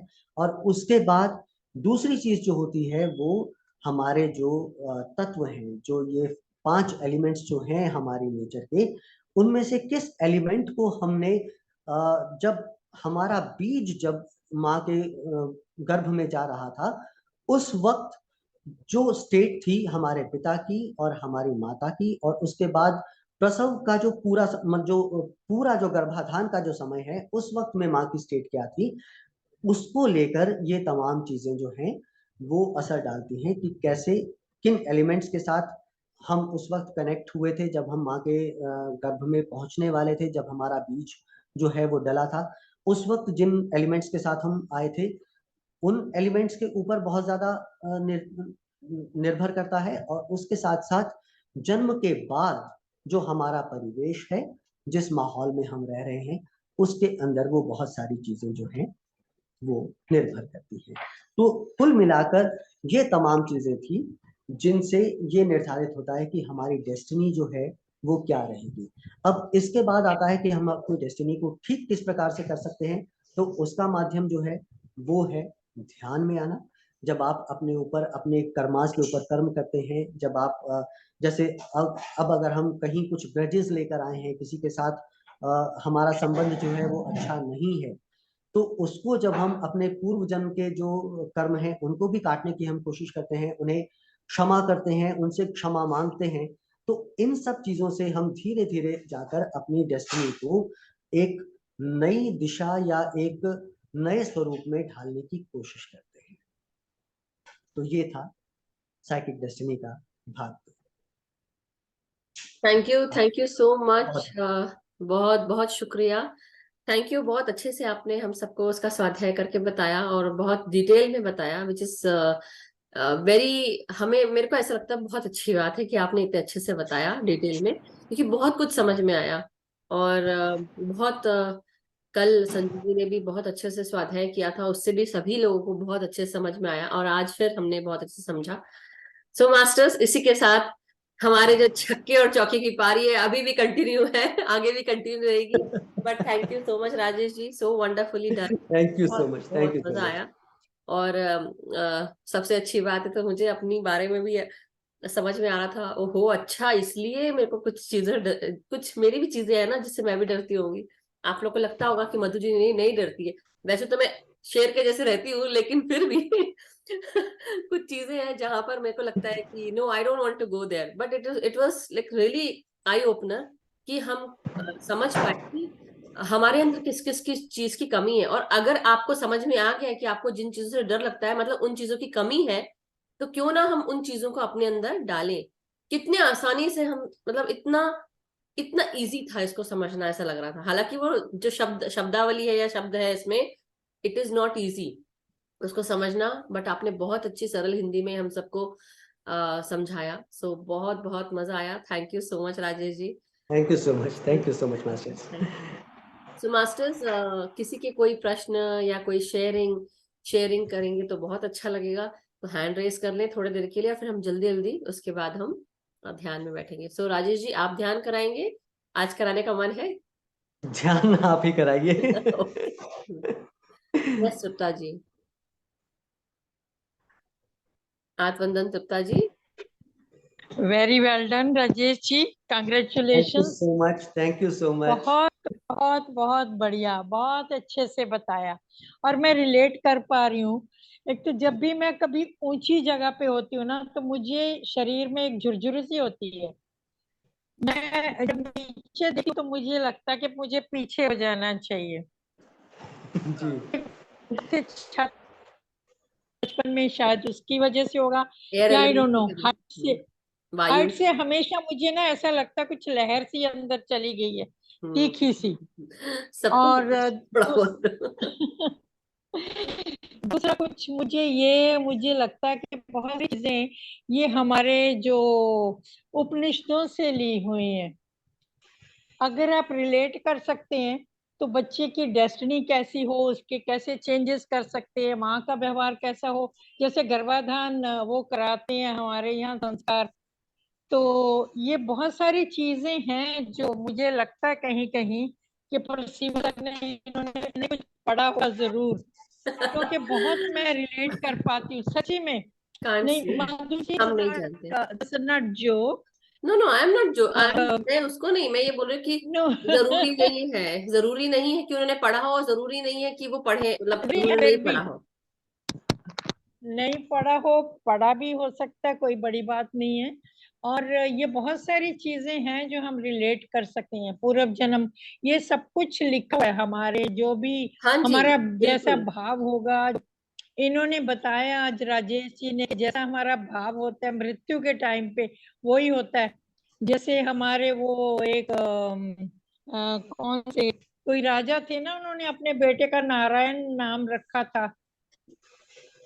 तो आप उससे रिलेट कर सकते हैं राजेश जी। आपको ध्यान होगा भी, मुझे उनका नाम नहीं याद आ रहा। ये सारी जिंदगी उन्होंने बहुत ऐसे काम किए थे, वैश्यावृत्ति और ये सब। और पर जब उनके बेटा जो लास्ट में हुआ तो उन्होंने फिर उसका नाम नारायण रखा के उस वक्त याद लगाई, तो वो नारायण प्रभु से उसका मिलना हो गया।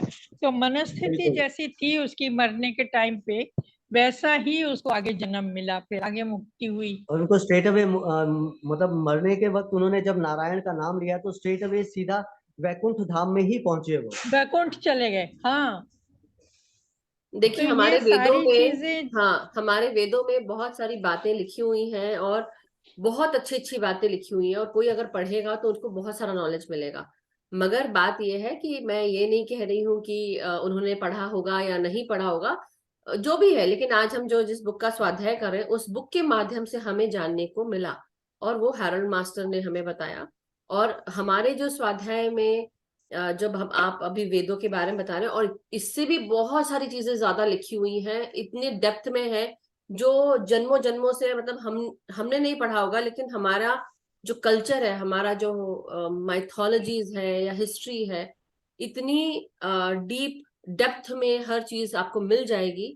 तो हम बहुत रिच कल्चर से हैं, तो इसलिए उस कल्चर बिल्कुल को बिल्कुल। रिस्पेक्ट करना बहुत इंपॉर्टेंट है, और करते भी हैं। But right now yes. जो स्वाध्याय है उसकी बात करते हैं, इसलिए मैं हंस रही थी कि जरूरी नहीं कि उन्होंने पढ़ा हो, और जरूरी है, हो भी सकता है कि भाई पढ़ा हो, डोंट नो, राइट, वही वाली बात है। बट हाँ, थैंक यू। क्योंकि बहुत सारी चीजें मुझे लगता है कि वो अपने इसके साथ रिलेट कर रही हैं, देखिए बहुत गीता रिच से है। भी कुछ हाँ मेरी बात। इन्फ्लुएंसिव हैं। हाँ और ये जो आप, थैंक यू रमा जी, आपने बताया नाम जामिल था उसका नाम, वो मुझे दिमाग में नहीं आ रहा था अभी। यस। तो बहुत सारी चीजें हैं हम रिलेट कर सकते हैं, but this is wonderfully he he correct. Did it well done. Thank बहुत यू। बढ़िया किया, thank you very much. And thank you Tripta ji. अब संजय जी को लेते हैं। So thank you so much. Yes Rajesh ji, आपका आप वीडियो ऑफ है। So yes Sanjay ji, over to you. आत्मवंदन सभी मास्टर्स को। और राजेश जी, बहुत बहुत बधाइयाँ, आपने वाकई में बहुत ही डिटेल में बताया, बहुत ही विस्तार में आपने समझाया चीजों को, और बहुत सारी चीजें क्लियर हुई इसके अंदर भी। तो एक जो तृप्ता जी बोल रही थी कि बातें वेद और गीता से ली हुई है, तो अगर देखा जाए तो परम सत्य एक ही है। आप किसी भी भाषा में बोले उसको, अंत में यस सत्य तो एक ही है ना। यस। उसी एक ही डेस्टिनी या एक ही एनर्जी के अंदर में सबको विलीन होना है, तो वही आना है सब। तो आप किसी भी तरीके से अगर उसको देखें, आप नॉलेज वेद, तो एक ही है। गीता पढ़े, वेद पढ़े, कुरान पढ़े, या फिर आप बाइबल पढ़े, सबका जो भावार्थ है वो हाँ। आके ना वहीं पे रुकता है कि थैंक यू। एक क्या चीज है, मतलब थैंक यू सभी सो चीजें वही है। मच। हाँ। दूसरा ये है कि अभी हम हरक परसिवा सल को अगर यूं माने कि ये एक अंग्रेज रहे हैं और इन्होंने जानकारी दी है, वो तो उनके उस जन्म में जो उन्होंने लिखा है तब की बात है। उसके पहले वो कोई हमारे महर्षि रहे हो तो हम कैसे यस बोले उनके बारे यस, में। करेक्ट। ज्ञान आया हुआ उनका, वेरी अर्जन वेरी किया वेल। हुआ है, जो यस। उनका अर्जन किया हुआ ज्ञान है, जो आगे आके ना आपको कहीं ना कहीं से। और ये जो हमारे मास्टर्स होते हैं, ये अपने जन्म बदलते रहते हैं और हर जगह अलग अलग जगह जाते हैं, तो इनके नाम से हमको नहीं जाना चाहिए, क्योंकि जो इनका ज्ञान है वो परम ज्ञान है और वो कहीं ना कहीं से एक ही शक्ति से आया हुआ है। तो उस तरीके से भी हमको इसको देखना चाहिए कि अंग्रेज है या फिर भारतीय सभ्यता से आया है, ये सभी एक ही जगह से आए हुए हैं। और मास्टर तो सभी एक ही, हम यहाँ पर पृथ्वी पर आकर न बोलते हैं कि ये इस कंटिनेंट का, इस देश का, इस जाति का, इस विभाग का है, लेकिन ऊपर जाते हैं तो एक परमात्मा एक ही विलीन होती है, एक ही सोर्स के अंदर पूरा जुड़ा हुआ है सब कुछ। तो उस तरीके से फिर दूसरा जो राजेश जी ने बहुत अच्छे समझाया, मृत्यु के समय का भाव। तो एक मुझे एक छोटी सी कहानी याद आई बुद्ध भगवान के समय की, कि एक बार एक राजा मर रहा होता है एक्चुअली, वो तपस्या में रहता है और वो तपस्या करते हुए मर रहा होता है। तो उस बुद्ध भगवान के पास में उनके भिक्षुक आते हैं, तो बोलते हैं कि वो राजा अब ऐसी स्थिति में है और अगर वो अभी मर गया तो क्या होगा। तो बोले अभी मरा तो नर्क में जाएगा। और उसके 5 मिनट बाद फिर से एक दूसरा भिक्षुक आता है और बोलता है कि वो राजा तो मर गया। तो जो पूरी सभा चलती रहती है उसमें भिक्षुक पूछते हैं कि क्या हुआ, उसका नर्क गया। बोले नहीं, अब तो उस परम स्वर्ग में गया वो। तो बोले अभी आप 5 मिनट पहले आपने बोला था कि नर्क में जाएगा और 5 मिनट बाद आप बोल रहे कि स्वर्ग गया, तो कैसे हुआ। तो बोले 5 मिनट पहले अब गौतम बुद्ध भगवान थे, उनको तो मतलब सब जो भी बोले क्लेयरवायंट या जो भी बोले उनसे बहुत ज्यादा थे ना। तो उन्होंने बोला कि जब तुम उसके पास से गुजरे थे, उसी समय पे राजा के पास में जो वो अपने क्षेत्र के बाहर में तपस्या कर रहा था, तब एक दूसरे शत्रु सेना गुजर रही थी। तो राजा का मन का भाव था कि ये मेरे राज्य पे कब्जा करें, रानी को उठा ले जाएंगे, और इस तरह के जो भाव चल रहे थे, तो वो भाव सब द्वेष के थे। और अगर तब मरता तो द्वेष भाव से मरता, उसको नरक ही जाना था। लेकिन जब उसको होश आया कि अरे ये मैं क्या कर रहा हूँ, मैं तो तपस्या करने बैठा था, मुझे क्या मतलब इस मोह माया से, और उसी क्षण उसकी मृत्यु हो गई। जब वो संभाव में आया और वापस से भगवान के चरणों में अपना ध्यान लगाना चालू किया और तब मरा, तो वो स्वर्ग की स्थिति में गया। तो थैंक यू। वैसा है कि आपकी किस सोच। समय मृत्यु की स्थिति कैसा रहता है। और जो करेक्ट। लास्ट में इनने एंडिंग किया है वो बहुत ही अच्छा है कि आपको, हम हमारे पास कई ग्रज होते हैं लोगों के साथ में, तो हम अपने परिवार में, दोस्तों के बीच में, या जो करीब, जितना आपका करीब होता है उतना ज्यादा आपको उसके ऊपर में गुस्सा रहेगा, और अगर कोई बात बुरी लगे तो आप बिठा के रखते हो उसको मन में। वो चीज आपको, अगर आपने नहीं रिजॉल्व की तो उसको फिर से रिजॉल्व करना है। आपको एक आपको जन्म, आना 100 जन्म या पड़ेगा। 1000 जन्म लेना पड़ सकते हैं। तो हमेशा माफी मांग लो और माफ कर भी दो। कोई छोटा बड़ा नहीं होता, आत्मा तो एक ही है। एक उस आत्मा के स्तर पे जाएंगे तो आपको ये कोई फर्क नहीं पड़ेगा, जो भी आपके जो फिजिकल, अपने जो भी अपने भौतिक सुख या भौतिक अपना जो ईगो होता है, हम भाव में रहते हैं, ये कोई काम का नहीं है। अगर आप किसी को माफ कर दो और माफी मांग लो तो आप उससे मुक्त हो जाओगे उस कर्म बंधन से, यही इसी क्षण। तो वो वाह, हमको थैंक हमेशा यू। करना चाहिए। Thank you so much Sanjay ji, very well explained and बहुत अच्छे से आपने इसे समझाई। क्योंकि बात वही है कि आज जब मैं अपने आप को देखती हूँ, एक बात सोच रही हूँ, मैं अपने पास्ट लाइफ में भी जाकर देख चुकी हूँ कि मैं क्या थी, इसलिए मैं पानी से डरती थी। क्यों डरती थी? क्योंकि मैंने, हो सकता है कोई डूबा हो मेरे सामने और मैं भी गई हूँ उसके साथ, लेकिन मैं बच गई और वो डूब गया या डूब गए जो भी, और इसलिए मैं आज पानी के पास नहीं जाना चाहती। तो वो एक वाटर का जो फियर है वो इस रीजन से होगा। इसलिए मेरे पास मैं पानी के पास जाती तो अच्छा लगता, अच्छा हो सकता है मेरे लिए, लेकिन मैं जाना नहीं चाहती, अंदर नहीं जाना चाहती। But I tried any how. But आज से जो पास्ट लाइफ मैंने देखी, मैंने उसमें अपने आप को इजिप्शियन वर्ल्ड में देखा, अपने आप को इजिप्शियन लोगों के साथ अपने आप को देखा, कॉन्शियसनेस में ऐसी बहुत सारी चीजें हो जहां मैंने साइकिक एबिलिटीज यूज की हैं। इसलिए आज मैं यहाँ पर हूँ। और वही रीजन है, जैसे आप संजय जी ने बताया कि आप क्या रहे होगे कोई नहीं जानता। So very well said. Thank you so much Sanjay ji and thank you Rajesh ji. दूसरा मुझे आपका याद आ रहा है, जो कुछ दिन पहले आपने शेयर किया था कि किसी एक पास्ट लाइफ में आप संघमित्रा भी रही हैं। नहीं, संगमित्र उनकी दोस्त दोस्त। उनके दोस्त, हाँ। हाँ, मैं आपने आप बुद्धिस्ट में भी रही हूँ, जी बुद्धिस्ट जी जी मोनास्ट्री जी, में भी, हाँ, और वो भी बुद्धिज्म आपने शेयर फॉलो किया की। था। हाँ, मैंने शेयर जी किया था, तो मैंने उसमें फील किया कि मैं किसी बुद्धिस्ट मोनास्ट्री में हूँ, संघमित्रा मुझसे मिलने आई है, वो मेरी दोस्त है, और मैं अपने आप को येलो रोज में देख रही हूँ। तब मुझे रियलाइज हुआ कि यह मेरा मिशन वर्क है, जो मैं पिछले जन्मों से लेकर आई हूँ, मुझे कंटिन्यू करना है। इसलिए I am just going forward with my mission work. तो ये चीज है। बट यहाँ थैंक यू पर राजेश जी। अगर हम बात करते हैं तो जैसे हम सभी कहते हैं कि बोधिसत्व तो हम सभी हैं। वो हाँ, जो एक जो भी हम इस ध्यान के साथ जुड़े हुए हैं, हम में से सभी लोग जो है वो बोधिसत्व हैं। वो बुद्धत्व हमारे अंदर ऑलरेडी कहीं ना कहीं मौजूद है। बस ये है कि वो कहीं सुषुप्त अवस्था में है, जिसे जागृत करने की हमें जरूरत है। करेक्ट। बोधिसत्व बेसिकली एनलाइटनमेंट के लिए है। बुद्धत्व जरूर है हम सब में कि हम बुद्ध के जन्म से जुड़े हुए होंगे और इसलिए हम ध्यान में, बोधि तब हो जाते हैं जब हमें परम ज्ञान मिल जाता है, लेकिन हम सबको वो अपने अंदर कुछ ना कुछ रह गई होगी तृष्णाएं, और इसलिए हम आए हैं। So yes Sona ji, please go ahead. All the Rajesh ji, बहुत ही अच्छा था आज का, वेरी वेरी वेल एक्सप्लेन्ड।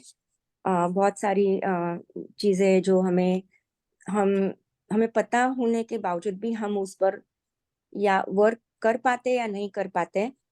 और इस बुक से हर एक हम जैसे बढ़ते जा रहे हैं इतने डेप्थ में आगे चल के, और अभी भी जो हमारे सामने एक एक जो टॉपिक्स आ रहे हैं, I think all are pointing to one कि हम कैसे बेटर और बेटर पर्सन बने, हमारे गुणों पे हम ध्यान दें और ना ही अवगुणों पर, बट ऑफ कोर्स हमें हमारे गुणों को ही बढ़ाना है और कैसे हम हमारी लाइफ बेटर कर सके।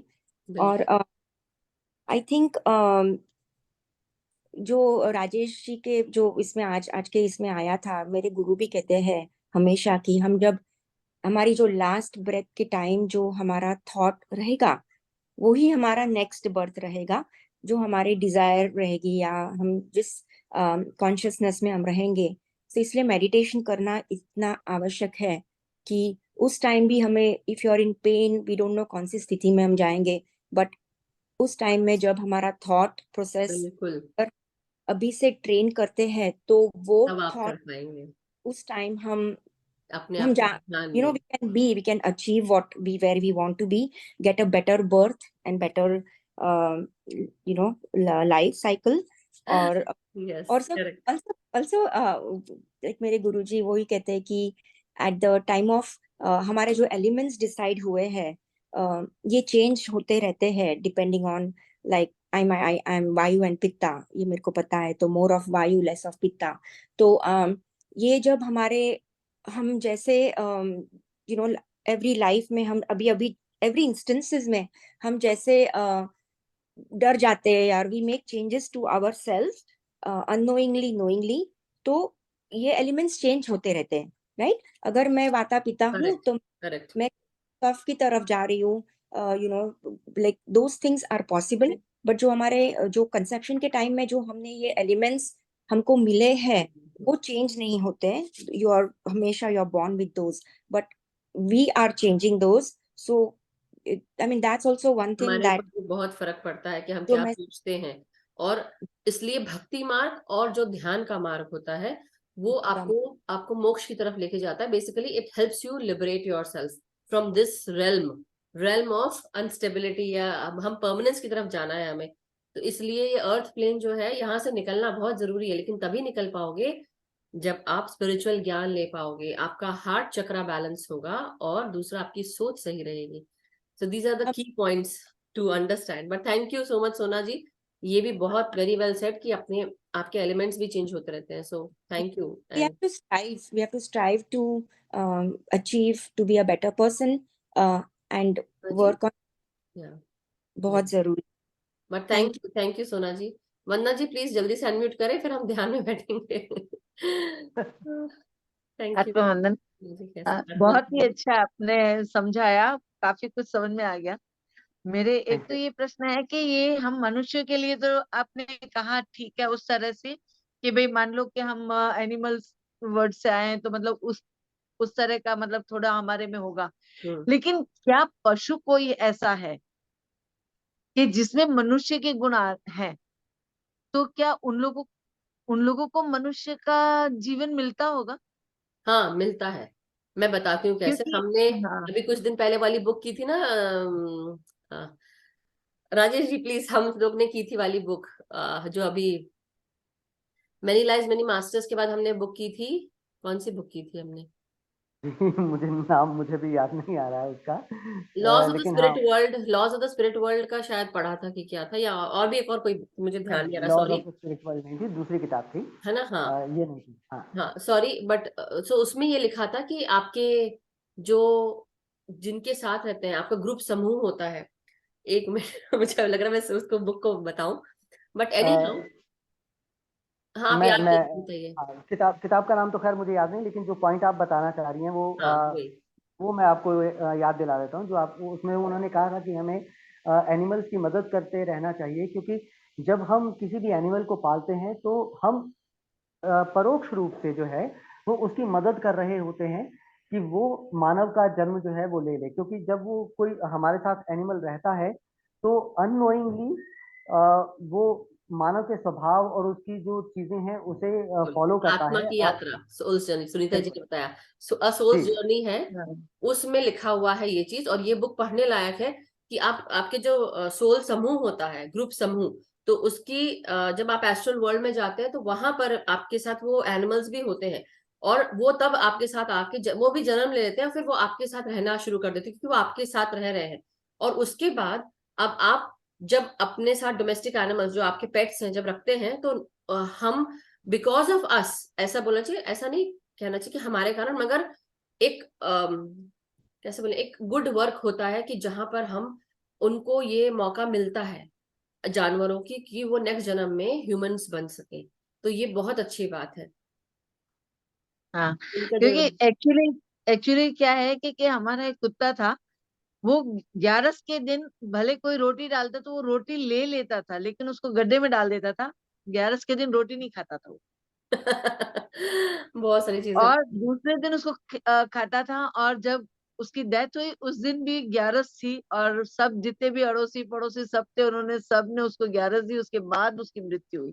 वाह, वाह। तो उसको जो जीवन मिला, मतलब वो एक हो सकता है कि मनुष्य का मिला हो। यस, जरूर जरूर बिल्कुल हो जरूर सकता है, मिला होगा। बिल्कुल और अभी हम ले और लेते हैं आरती जी को क्योंकि टाइम हो रहा है मेडिटेशन का। सो नहीं नहीं, बस थैंक यू। बहुत सुंदर, बहुत अच्छा बोला आपने। और आत्मा वंदन आप सभी को। और बहुत ही थैंक सरल यू। भाषा में और काफी कुछ नॉलेज जो है, बच्चे के जन्म से लेके हमारे मृत्यु के समय क्या सोचना चाहिए, इन शॉर्ट पूरी लाइफ हिस्ट्री आपने आपके लेक्चर में आज ले आए। तो बहुत ही अच्छा और बहुत सुंदर भाषा में आपने समझाया। सो थैंक यू वेरी मच। और थैंक यू वेरी मच, इतना ही कहना थैंक यू चाहूंगी। सो और मच जो आरती जी। जानवरों के लिए इनका प्रश्न था, तो पत्री जी ने भी ये कहा हुआ है कि पेड़ पौधों से और जानवरों से आप प्यार करा करो। जैसे जैसे वो आपका प्यार पाएंगे, अपने आप उनके अंदर ये फीलिंग आएगी, ये भावनाएं आएंगी।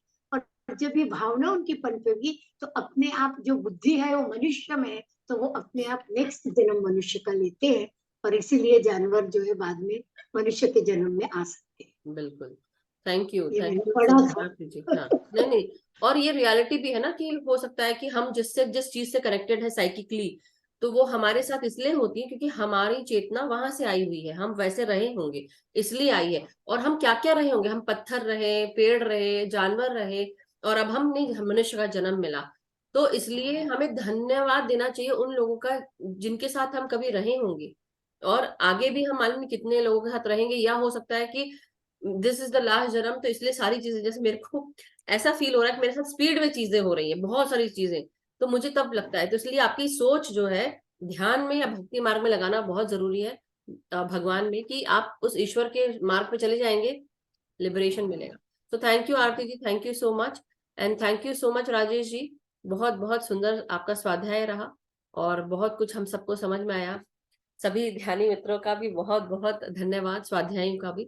तो चलिए अब बिल्कुल, फिर। सभी मास्टर्स का बहुत बहुत धन्यवाद, जो उन्होंने पूरे मनोयोग से और पूरे ध्यान से इसे सुना और इसे आत्मसात करने की कोशिश की। Thank you so much. और इसी तरह जुड़े रहिए राजेश जी, कि हम सब भी आपकी भाषा का मजा लुत्फ उठा सके। और इतने अच्छे से आपने बताया हम सबको, तो बहुत अच्छा लगा। और मास्टर्स, ये सनातन अवेकनिंग इनका यूट्यूब चैनल है, if anyone wants to subscribe, नीचे आप चैट में राजेश जी डाल देंगे तो प्लीज आप उसको फॉलो कर सकते हैं, बहुत अच्छा बताते हैं। भवानी अष्टकम अभी किया है उन्होंने रिसेंटली, उसके पहले भी काफी सारी चीजों के बारे में। So if Rajesh ji wants, he can definitely share, it's up to him. जी, मैं बिल्कुल अभी उसका लिंक शेयर कर रहा हूँ, ग्रुप चैट में मैंने डाल दिया अभी। Yeah. तो चैट में आ गया है, आप सभी लोगों के पास लिंक है इसका। आप में से जो भी इसे सब्सक्राइब करना चाहे, फॉलो करना चाहे, तो आप सबका स्वागत है। जुड़िए और अपने सुझाव भी साथ में दीजिए ताकि हम इसमें और आगे क्या क्या कर सकें। तो वो यस, भी आपके सारे सजेशंस जो हैं वो बहुत काम आएँगे मेरे लिए बिल्कुल कि हम आगे इसमें और क्या जोड़ें, क्या नया करें। बिल्कुल बिल्कुल। So thank you Rajesh ji, thank you so much, and he is such a wonderful actor. मैं तो उनकी वो पिक्चर्स देख के जब देखती हूँ तो मैं तो बिल्कुल वाह वाह हो जाती है, और साथ में सबसे अच्छी तो साधु महात्मा वाले वेश में मुझे बड़े अच्छे लगते हैं।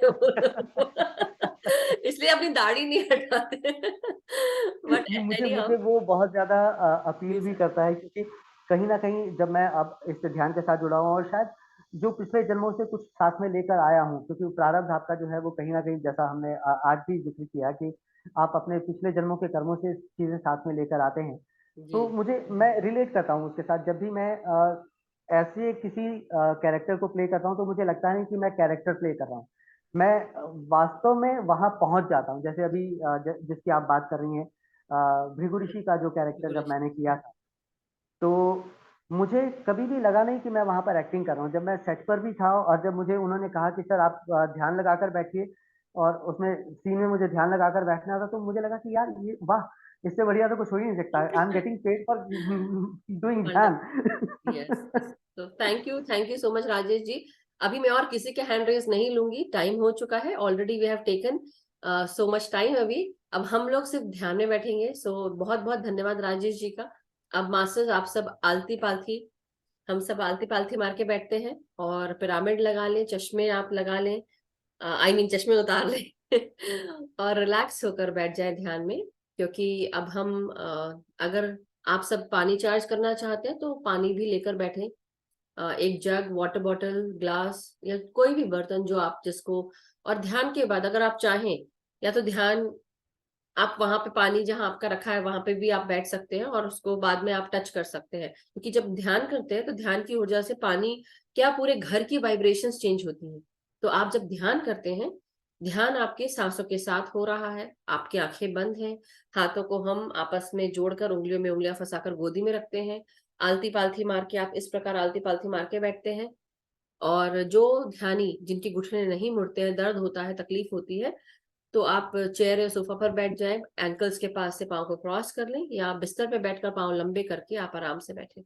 सो मास्टर्स, आज जो है इस स्वाध्याय का, ये फर्स्ट सीरीज का आज लास्ट दिन था। सेकेंड सीरीज कुछ समय के बाद शुरू होगी और उसकी डेट्स आपको बता दी जाएंगी, बट कल से हम सिर्फ 1 घंटे का ध्यान हम डेली करने वाले हैं, और स्ट्रिक्टली 1 घंटे का ध्यान, ज्यादा ज्यादा कुछ नहीं, मगर फिर भी कुछ क्वेश्चंस होंगे तो 15 मिनट हम ले सकते, 1.25 घंटा बस, दैट्स इट। और बिल्कुल स्ट्रिक्टली हम चलेंगे, 1.25 घंटा ध्यान, मतलब 1 घंटा ध्यान और 15 मिनट क्वेश्चन आंसर, अगर किसी के है तो, और नहीं होंगे तो मैं तुरंत बंद कर दूंगी। So I hope that is wonderfully well and okay with everyone. So चलिए ध्यान में बैठते हैं। सो मास्टर्स, अब अपनी आंखों को बंद कर लें, पूरी तरह रिलैक्स होकर अपनी सांसों के साथ आप जुड़ जाएं। ना कोई सोच रखनी है, ना कोई विचार रखना है, ना कोई मंत्र पढ़ना है, और ना कोई जाप करना है। 3 लंबी गहरी सांसें लेते हुए जो कुछ भी विचार, सोच, या कोई एक्साइटमेंट है, इन 3 लंबी गहरों के साथ, गहरी सांसों के साथ आप रिलीज कर दें। मुंह से रिलीज कर सकते हैं या नाक से, जैसे आपकी इच्छा हो।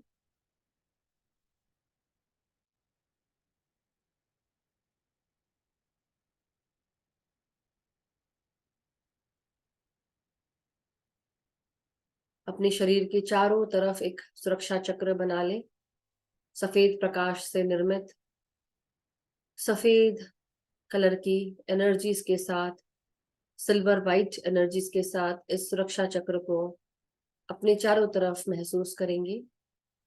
अब महसूस करेंगे कि आप अपने शरीर से सुरक्षा चक्र को दूर कर रहे हैं, और इसके अंदर आप बिल्कुल बीचों बीच में बैठे हैं, 1 हाथ की दूरी पर। आपके सुरक्षा चक्र आपको चारों तरफ से सिक्योर किए हुए है। अपनी भीतर आती हुई सांस और बाहर जाती हुई सांस के साथ एक हो जाए।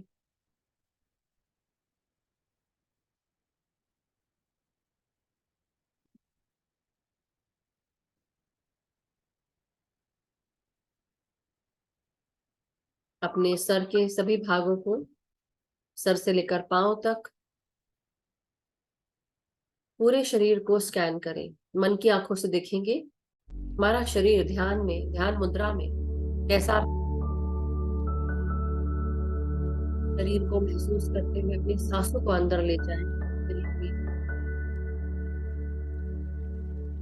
स्कैन करें कि कहां पर आपका शरीर जकड़ा, अकड़ा या दर्द महसूस हो रहा है।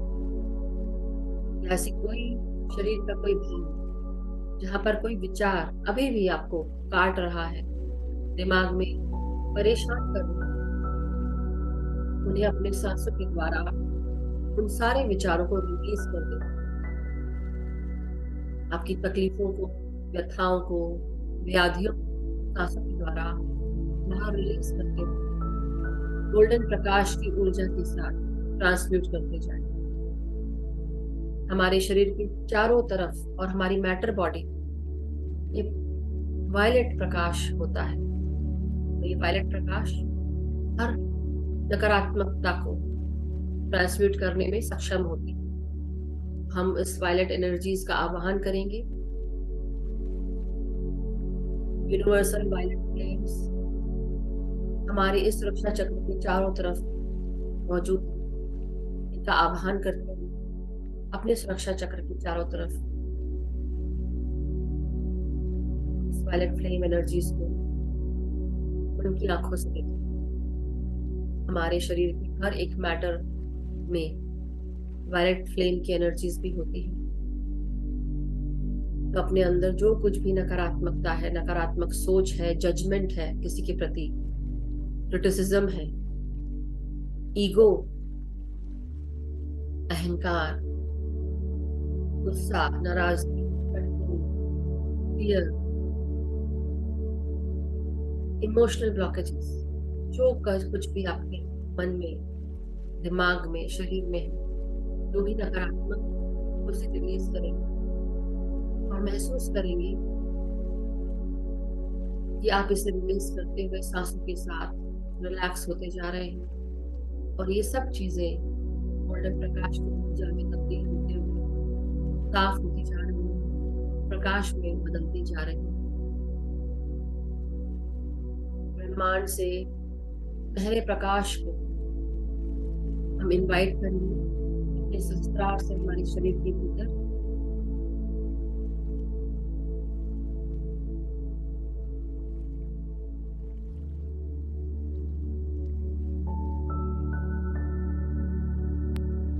अपने सर से लेकर पांव तक कोई भी व्यथाएं, कोई भी तकलीफें, कोई भी दर्द, हमें पता है कि हम क्या हैं, हम कौन हैं, हमारे अंदर क्या कमियां हैं, हम कहाँ कम पड़ते हैं, कहाँ हम अच्छे हैं। हमसे कुछ भी नहीं छुपा, चाहे हम दूसरों से छुपा लें,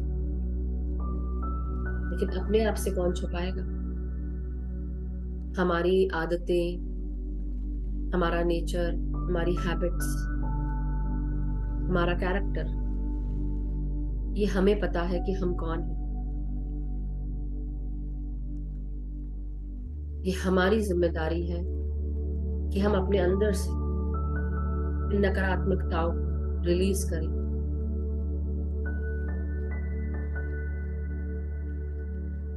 किसी के बोलने से, सुनने से कोई फर्क नहीं पड़ता। मेरे भी बोलने से कोई फर्क नहीं पड़ता जब तक कि आप रेडी ना हो, क्योंकि ये आपकी शरीर में व्याप्त कमियां हैं जो हम सब अपने अपने भीतर झांकते हुए अपनी अपनी कमियों को रिलीज करना और रिलैक्स होते जाना है, अपने आप को हल्का करते जाए।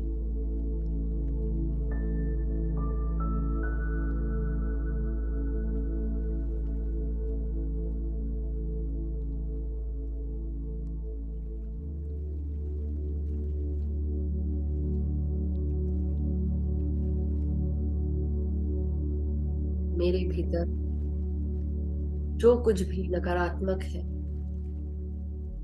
आज मैं उसे रिलीज करती हूँ या करता हूँ। जो भी मेरे हायर गुड के लिए नहीं, जो मेरे हायर वाइब्रेशन से नहीं मैच करता, उन सारी कमियों को, आदतों को, सोच को, विचारों को मैं रिलीज करती हूँ या करता हूँ। ये सारा भारीपन जो मेरे शरीर में व्याप्त है, जो मेरे सोच में व्याप्त है, इन सब को मैं सांसों के द्वारा बाहर रिलीज करते हुए वायलेट फ्लेम की एनर्जीज के साथ ट्रांसम्यूट कर रही हूँ या कर रहा हूँ।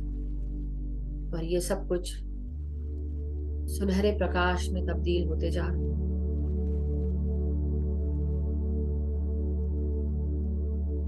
मेरी गर्दन, मेरे कंधे, मेरी पीठ, रीढ़ की हड्डी,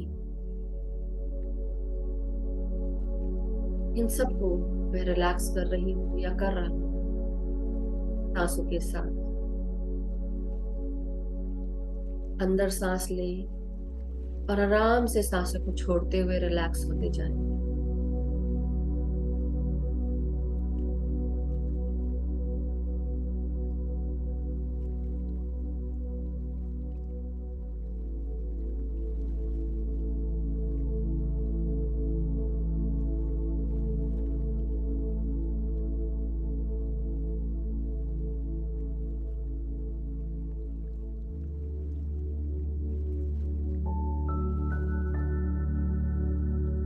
महसूस करें हमारे अंदर से जो जो कमियां हैं, व्याधियां हैं, तकलीफें, उन्हें आप रिलीज करें आज सांसों के साथ बाहर। और महसूस करें ये सब वो भारीपन था जो हमने अपने अंदर डाल के रखा था, अभी तक संभाल के रखा था, जैसे कि बुरी कही हुई बातें जो हमारे शरीर में घर कर गई, ये भारीपन देती, तकलीफें देती, बीमारियां देती, जो हमने खुद ही अपने आप को दिए।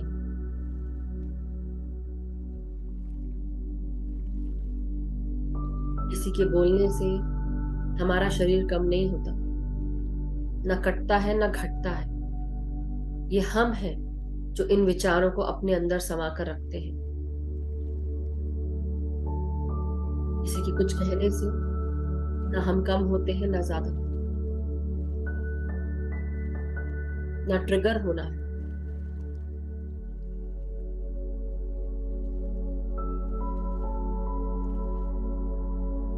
तो अपनी सांसों के साथ रिलीज करते जाएं और रिलैक्स करते जाएं, ये सोचते हुए कि मेरा शरीर हल्का होते जा रहा है।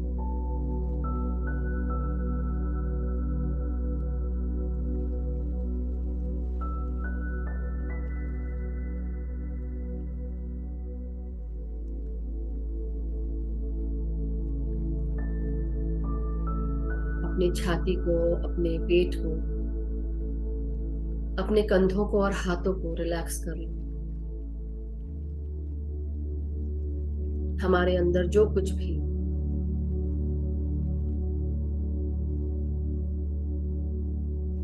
वायलेंस से जुड़ा है, नकारात्मक बातों से जुड़ा है, जो भी हमारे हृदय और फेफड़ों में बसा हुआ है, अपची हुई बातें जो हमारे पेट में व्याप्त है, भारी सोच जो हमारे ऑर्गन्स में व्याप्त है, इन सबको हम रिलीज करें।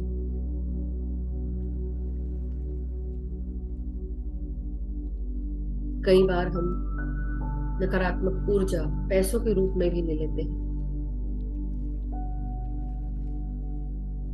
उन सारी एनर्जीज को रिलीज करेंगे और ट्रांसम्यूट करेंगे गोल्डन एनर्जीज। महसूस करें हमारे हाथ से जो कुछ भी नकारात्मकता है वो भी रिलीज हो रही है।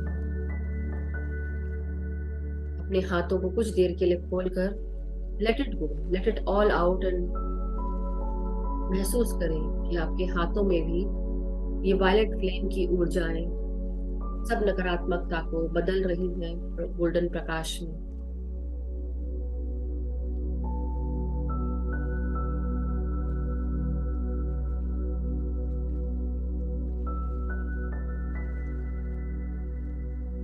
अपने पूरे शरीर को वायलेट फ्लेम की एनर्जीज के साथ जुड़ा हुआ देखिए। पाँव से लेकर कमर से लेकर पाँव तक, उंगलियों तक, इन सभी भागों की भी सारी व्याधियां, तकलीफें आप रिलीज कर रहे हैं सांसों के साथ बाहर। आपकी हर एक मांसपेशी, हर एक हड्डी, हर एक अस्थि मज्जा, हर अस्थि मज्जाओं के अंदर व्याप्त सारे स्टेम सेल्स, इन सब की भी कोई नकारात्मकता, कोई भी व्याधियां, बीमारियां जो भी व्याप्त हो आपके अंदर, आइए उन सबको मिलकर रिलीज करें। मैं रिलीज करता हूँ अपने भीतर से, अपने अस्थि मज्जाओं से, अपने डीएनए से, जेनेटिक कोड से, नसों से, रक्त से, हर एक सेल से जो कुछ भी नकारात्मक है, लोअर वाइब्रेशन से जुड़ा है, वायलेंस से जुड़ा है, अब्यूसिव लैंग्वेज से जुड़ा है, उन सबको हम रिलीज करेंगे सांसों के साथ बाहर, वायलेट फ्लेम एनर्जीज के साथ ट्रांसम्यूट।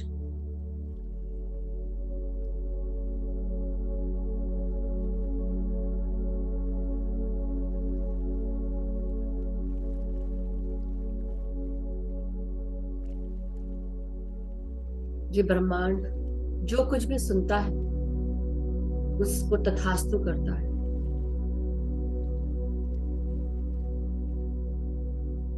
तो महसूस करें, हम जो कुछ भी बोल रहे हैं, कर रहे हैं, ये ब्रह्मांड हर कुछ सुन रहा है और वो तथास्तु करते जा रहा है। तो महसूस करें, हमारे भीतर से हर तकलीफ निकल चुकी है, हर चैलेंज, हर स्ट्रगल, हर प्रॉब्लम, हर इशू, हर बीमारी ट्रांसम्यूट हो गई है, रिलीज हो गई है, बदल गई है गोल्डन प्रकाश में। हमारे शरीर के ऊपर गोल्डन प्रकाश की ऊर्जाओं को आता हुआ और बहता हुआ आपके शरीर के अंदर से लेकर बाहर तक महसूस करेंगे, जैसे कोई क्लीनिंग हो रही हो। पूरे शरीर पर गोल्डन प्रकाश की ऊर्जाओं को महसूस करें।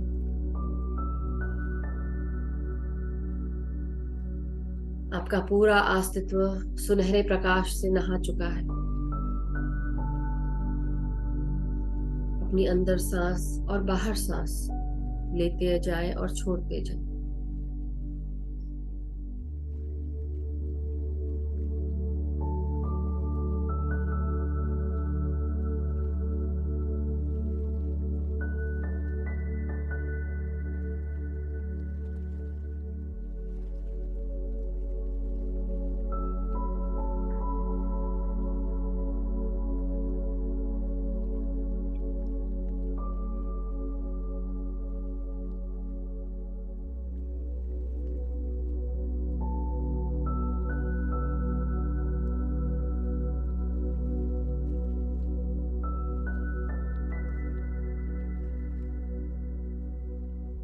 ब्रह्मांड ये सुनहरे प्रकाश हमारे ऊपर सहस्त्रार से लेकर हमारे शरीर के भीतर अंदर प्रवेश करते हुए पूरे शरीर में ये गोल्डन प्रकाश फैलते जा रहा है।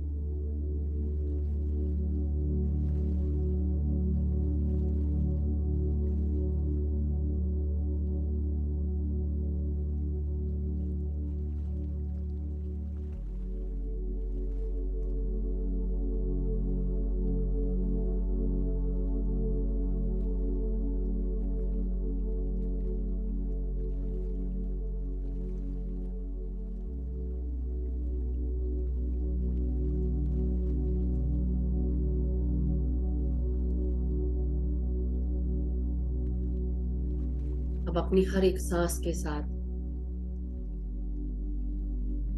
भीतर आती हुई सांस और बाहर जाती हुई सांस के साथ महसूस करते जाएं कि आपका शरीर पूरी तरह हल्का हो चुका है। बिना हिले आप ध्यान में मग्न होते जाएं, सांसों की गहराइयों में उतरते जाएं।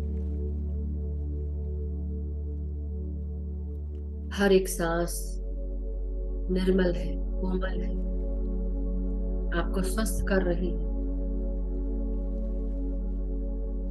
चारों तरफ मौजूद प्राण शक्ति आपके शरीर में ऊर्जा भर रही है। आपका शरीर ऊर्जा का केंद्र बन गया है। जैसा हम सोचेंगे वैसा हम हर चीज अट्रैक्ट करेंगे। इसलिए वही सोचें जो आप अपने जीवन में चाहते हैं। अपने शरीर को एक मंदिर के समान महसूस करें।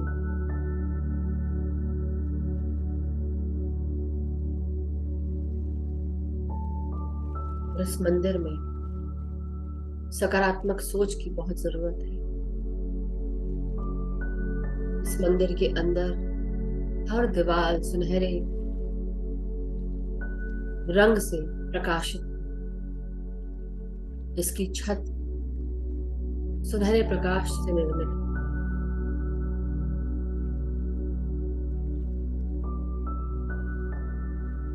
और मंदिर का हर कोना प्रकाशित हो रहा है। इस तरह से प्रकाशित हो रहा है कि आंखें चौंधी आ जाए।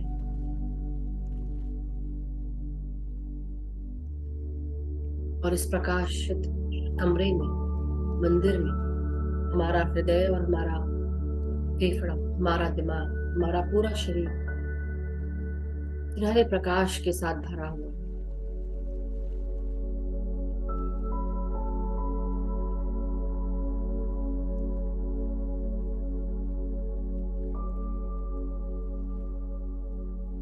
अपने इस हृदय में और हृदय के अंदर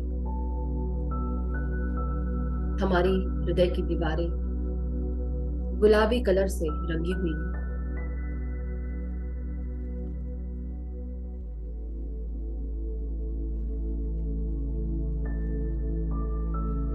इस कमरे में घुसते ही हमारा पूरे मन में, दिमाग में प्यार व्याप्त हो चुका है। ये ऐसा प्यार जो हम अपने आप से, अपने आप के लिए या खुद से प्यार करते हैं।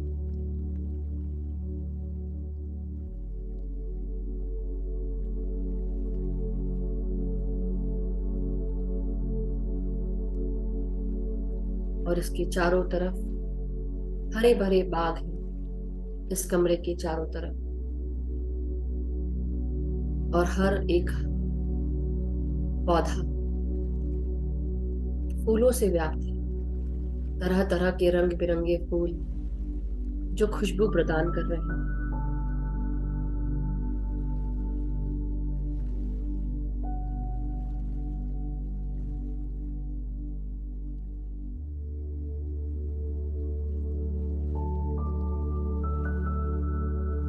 ये ऐसा कमरा है जहां मैं पूरी तरह प्यार से, सुरक्षा से, शांति से भरी हुई हूं। मैं भरा हुआ हूं।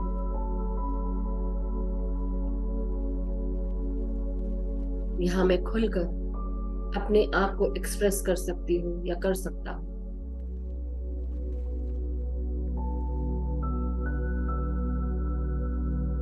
मैं खुल के नाच सकती हूँ, गा सकती हूँ, चिल्ला सकती हूँ।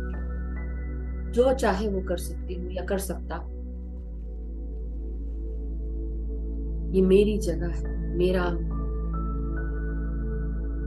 अपना कमरा, मेरे भीतर, मेरे मंदिर में।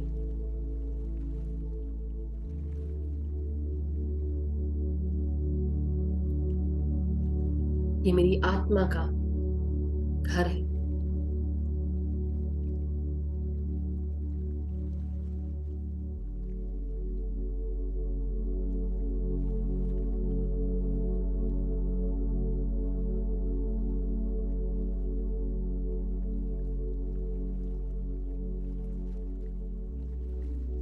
क्या इधर मैं अपने आप से बात कर सकती हूँ या कर सकता हूँ? क्या मेरी आत्मा मुझे मैसेज दे रही है? क्या बताना चाह रही है मेरी आत्मा? मैं कौन हूं, मैं क्यों आई हूं या क्यों आया हूं, क्या पर्पस लेकर आए हैं, हमें क्या चीजें भाती हैं और क्या नहीं भाती हैं, क्यों नहीं भाती, ऐसी कौन सी चीजें हैं जो मुझे पुकारती हैं, क्योंकि कहीं ना कहीं यही मेरा पर्पस है, क्योंकि ये पर्पस हमारे हायर गुड के साथ जुड़ा होता है। ऐसा कौन सा हायर गुड है जिससे सबका भला हो, आपका भी और सबका, ऐसा पर्पस जो आपको कॉल करता हो, बार बार आपके हृदय को कचोटता हो, आपकी आत्मा को कचोटता हो कि ये करना चाहिए, मैं क्यों नहीं कर पा रही हूं या क्यों नहीं कर पा रहा हूं। जब तक कि हम अपने आप को, अपनी आत्मा को, अपने हृदय को नहीं मनाएंगे, तब तक हम आगे नहीं बढ़ पाएंगे। जिस दिन आपने सोच लिया, उस दिन आपने पा लिया, कर लिया। अपनी सांसों के साथ जुड़े रहे अपने इस मंदिर में, अपने इस आत्मा के मंदिर में, और एक हो जाए।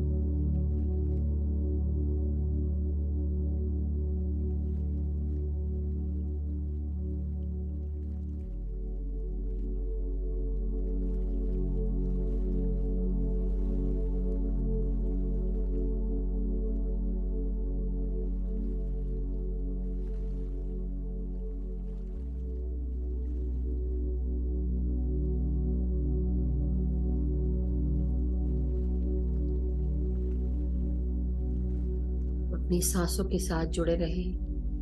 अपनी हर एक सांस को अपने भीतर ताजगी, स्फूर्ति, शांति, प्रेम, करुणा लाते हुए महसूस करें। और हर एक सांस छोड़ते हुए आपका शरीर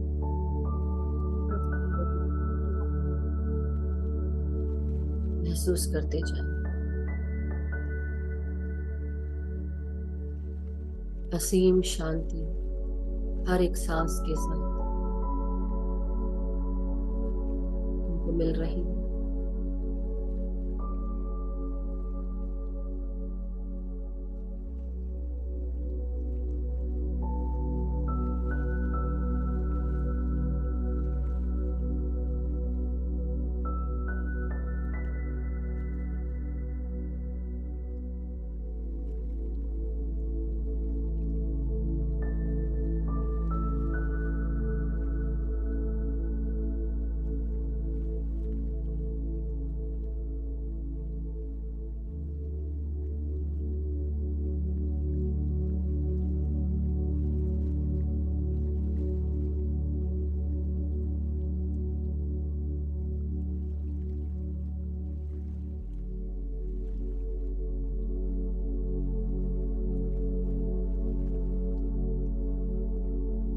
अपने इस हृदय रूपी मंदिर को धन्यवाद देंगे। अपने अंदर इन गुलाबी किरणों को जो कमरे की हर एक दीवार पर दिख रही हैं, इनका धन्यवाद करेंगे। ये एक ऐसी जगह है आपके भीतर जहां आप कभी भी आ जा सकते हैं, सारी आवाजों से दूर, आपके भीतर, अपने अंदर। ये एक ऐसी जगह है जो आपने अपने लिए क्रिएट की। जब भी मन उदास हो, जब भी मन अशांत, तकलीफ में हो, यहाँ पर आप आ जाए। अपने भीतर अपने आप में समाकर अपने भीतर क्या चल रहा है उसे महसूस करेंगे और उस पर मनन करते हुए सांसों के साथ अपने आप को हल्का करते जाएंगे। जो भी बातें बुरी लगी हैं उन्हें रिलीज करते जाएंगे। ये आने वाले समय में आपके लिए बहुत लाभकारी और उत्तम रहेगा। कभी भी ऐसा लगे, ये आपकी खुद की जगह है, कभी भी आ सकते हैं। जब हम शांत रहते हैं और अपने भीतर झांकते हैं, अपने आप के साथ एक हो जाते हैं, तब हमारे अंदर सूक्ष्म से सूक्ष्म चीजें जागृत हो जाती हैं। सारे संदेश जो हमारे भीतर हमारी आत्मा में व्याप्त हैं वो हमें अपने आप से मिलने लगते हैं। इसलिए अपने आत्मा का, अपने हृदय का धन्यवाद करें, अपने शरीर का धन्यवाद करें। अब धीरे धीरे इस गुलाबी कमरे से निकलते हुए सुनहरे कमरे की तरफ आगे बढ़ेंगे जो चारों तरफ घिरा हुआ है।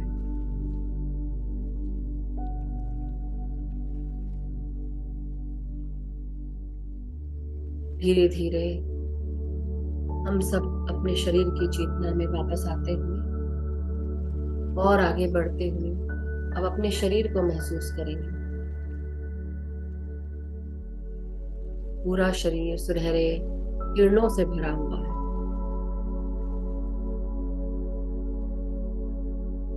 चारों तरफ अपने कमरे को जहां पर आप बैठे हैं उसे महसूस करेंगे। हमारे शरीर से ये सुनहरे प्रकाश की किरणें इस कमरे को भी भरती जा रही।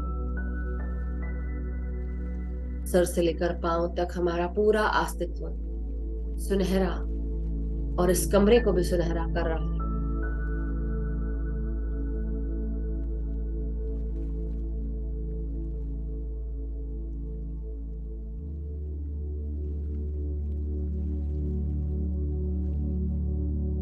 जहां कहीं पर भी मैं इस ध्यान के बाद जहां जहां जाऊंगी या जहां जहां जाऊंगा, वहां वहां मेरे साथ ये सुनहरा प्रकाश भी साथ जाएगा, हर चीज को प्रकाशित करता जाएगा, उसकी वाइब्रेशंस क्लियर करता जाएगा। जहां जहां मैं जाऊं वहां वहां ये सुनहरा प्रकाश पूरे समय 24 घंटे 7 दिन मुझे हमेशा सपोर्ट किए रहेगा, सुरक्षित रखेगा।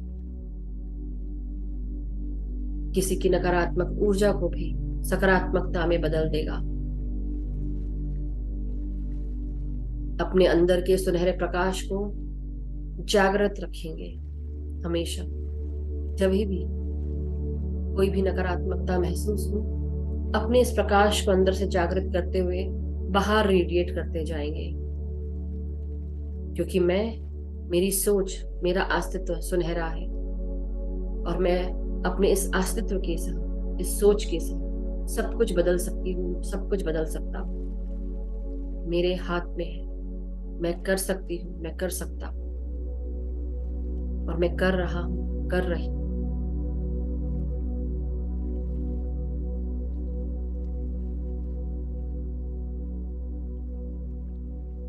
सो माय डियर मास्टर्स, धीरे धीरे अब अपने शरीर को सीधा करेंगे। रीढ़ की हड्डी, पीठ, कमर, गर्दन, सर को सीधा करेंगे। हाथों और पांव की उंगलियों को महसूस करेंगे और धीरे धीरे शरीर को धन्यवाद देते हुए, ब्रह्मांडीय प्रकाश को धन्यवाद देते हुए, वायलेट फ्लेम एनर्जीज को धन्यवाद देते हुए अपनी सांसों का धन्यवाद दें। हमारी हर एक अफर्मेशन का धन्यवाद, हमारी हायर वाइब्रेशन का धन्यवाद।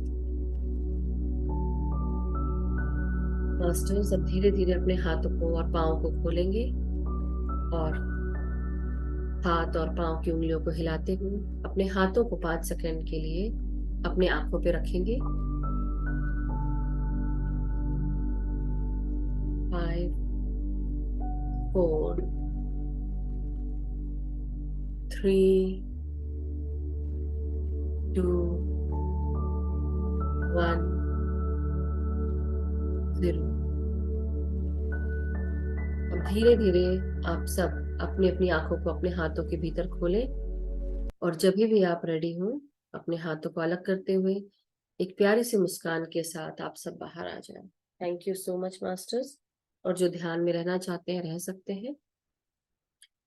सो थैंक यू एवरीवन। अगर कोई पानी चार्ज करना चाहता है तो पानी ले लें आप हाथ में और हम इंटेंशन डालेंगे।